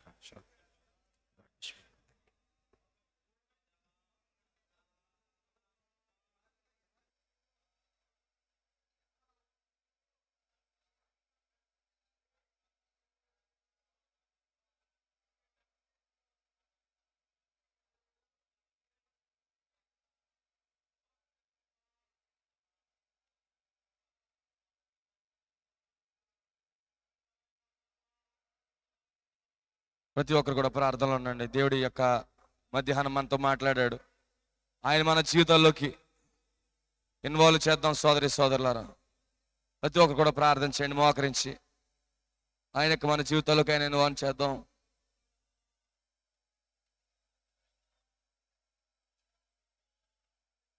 ప్రతి ఒక్కరు కూడా ప్రార్థనలో ఉండండి. ప్రభువా, మంచి అవకాశం సోదరుడా, యుద్ధం మంద కదా, ఆయన ఏదైనా చేయాలి, చేస్తే మనం ఏం చేయడానికి ఏమీ లేదు. ఆయన రంగం మీదకి వస్తున్నాడు. ప్రభువా, మా జీవితంలో రా నాయన, మా పరిస్థితుల్లో రా ప్రభువా. ఓ దేవ, ఇదిగో మా క్లిష్టమైన పరిస్థితుల్లో దిగిరా నాయన, నువ్వు ఇన్వాల్వ్ అవ్వాలి ప్రభువా. ఏదో మీకు చెప్పేసి ఊరుకోవాలనుకోవట్లేదు ప్రభువా. దేవు, నువ్వు వచ్చితేనే మాకు చక్కబెడతాది ప్రభువా. ఓ మా పరిస్థితులన్నీ చక్కబడేది నువ్వు వచ్చినప్పుడే ప్రభువా అని ప్రతి ఒక్కరు కూడా, ఎవ్రీబడి, ప్రతి ఒక్కరు కూడా డెడికేట్ చేసుకోండి. ప్రతి ఒక్కరు కూడా దేవునికి సమర్పించుకోండి. ఆయన మనకు సహాయకుడు. హల్లెలూయా, హల్లెలూయా, హల్లెలూయా. ఆ రోజు ఎస్తేరు ఆయన ఇన్వాల్వ్ చేస్తుంది, దావీదు ఆయన ఇన్వాల్వ్ చేస్తున్నాడు. ఓ నిజంగా ప్రతి భక్తుడు కూడా ఆయన ఇన్వాల్వ్ చేస్తున్నాడు.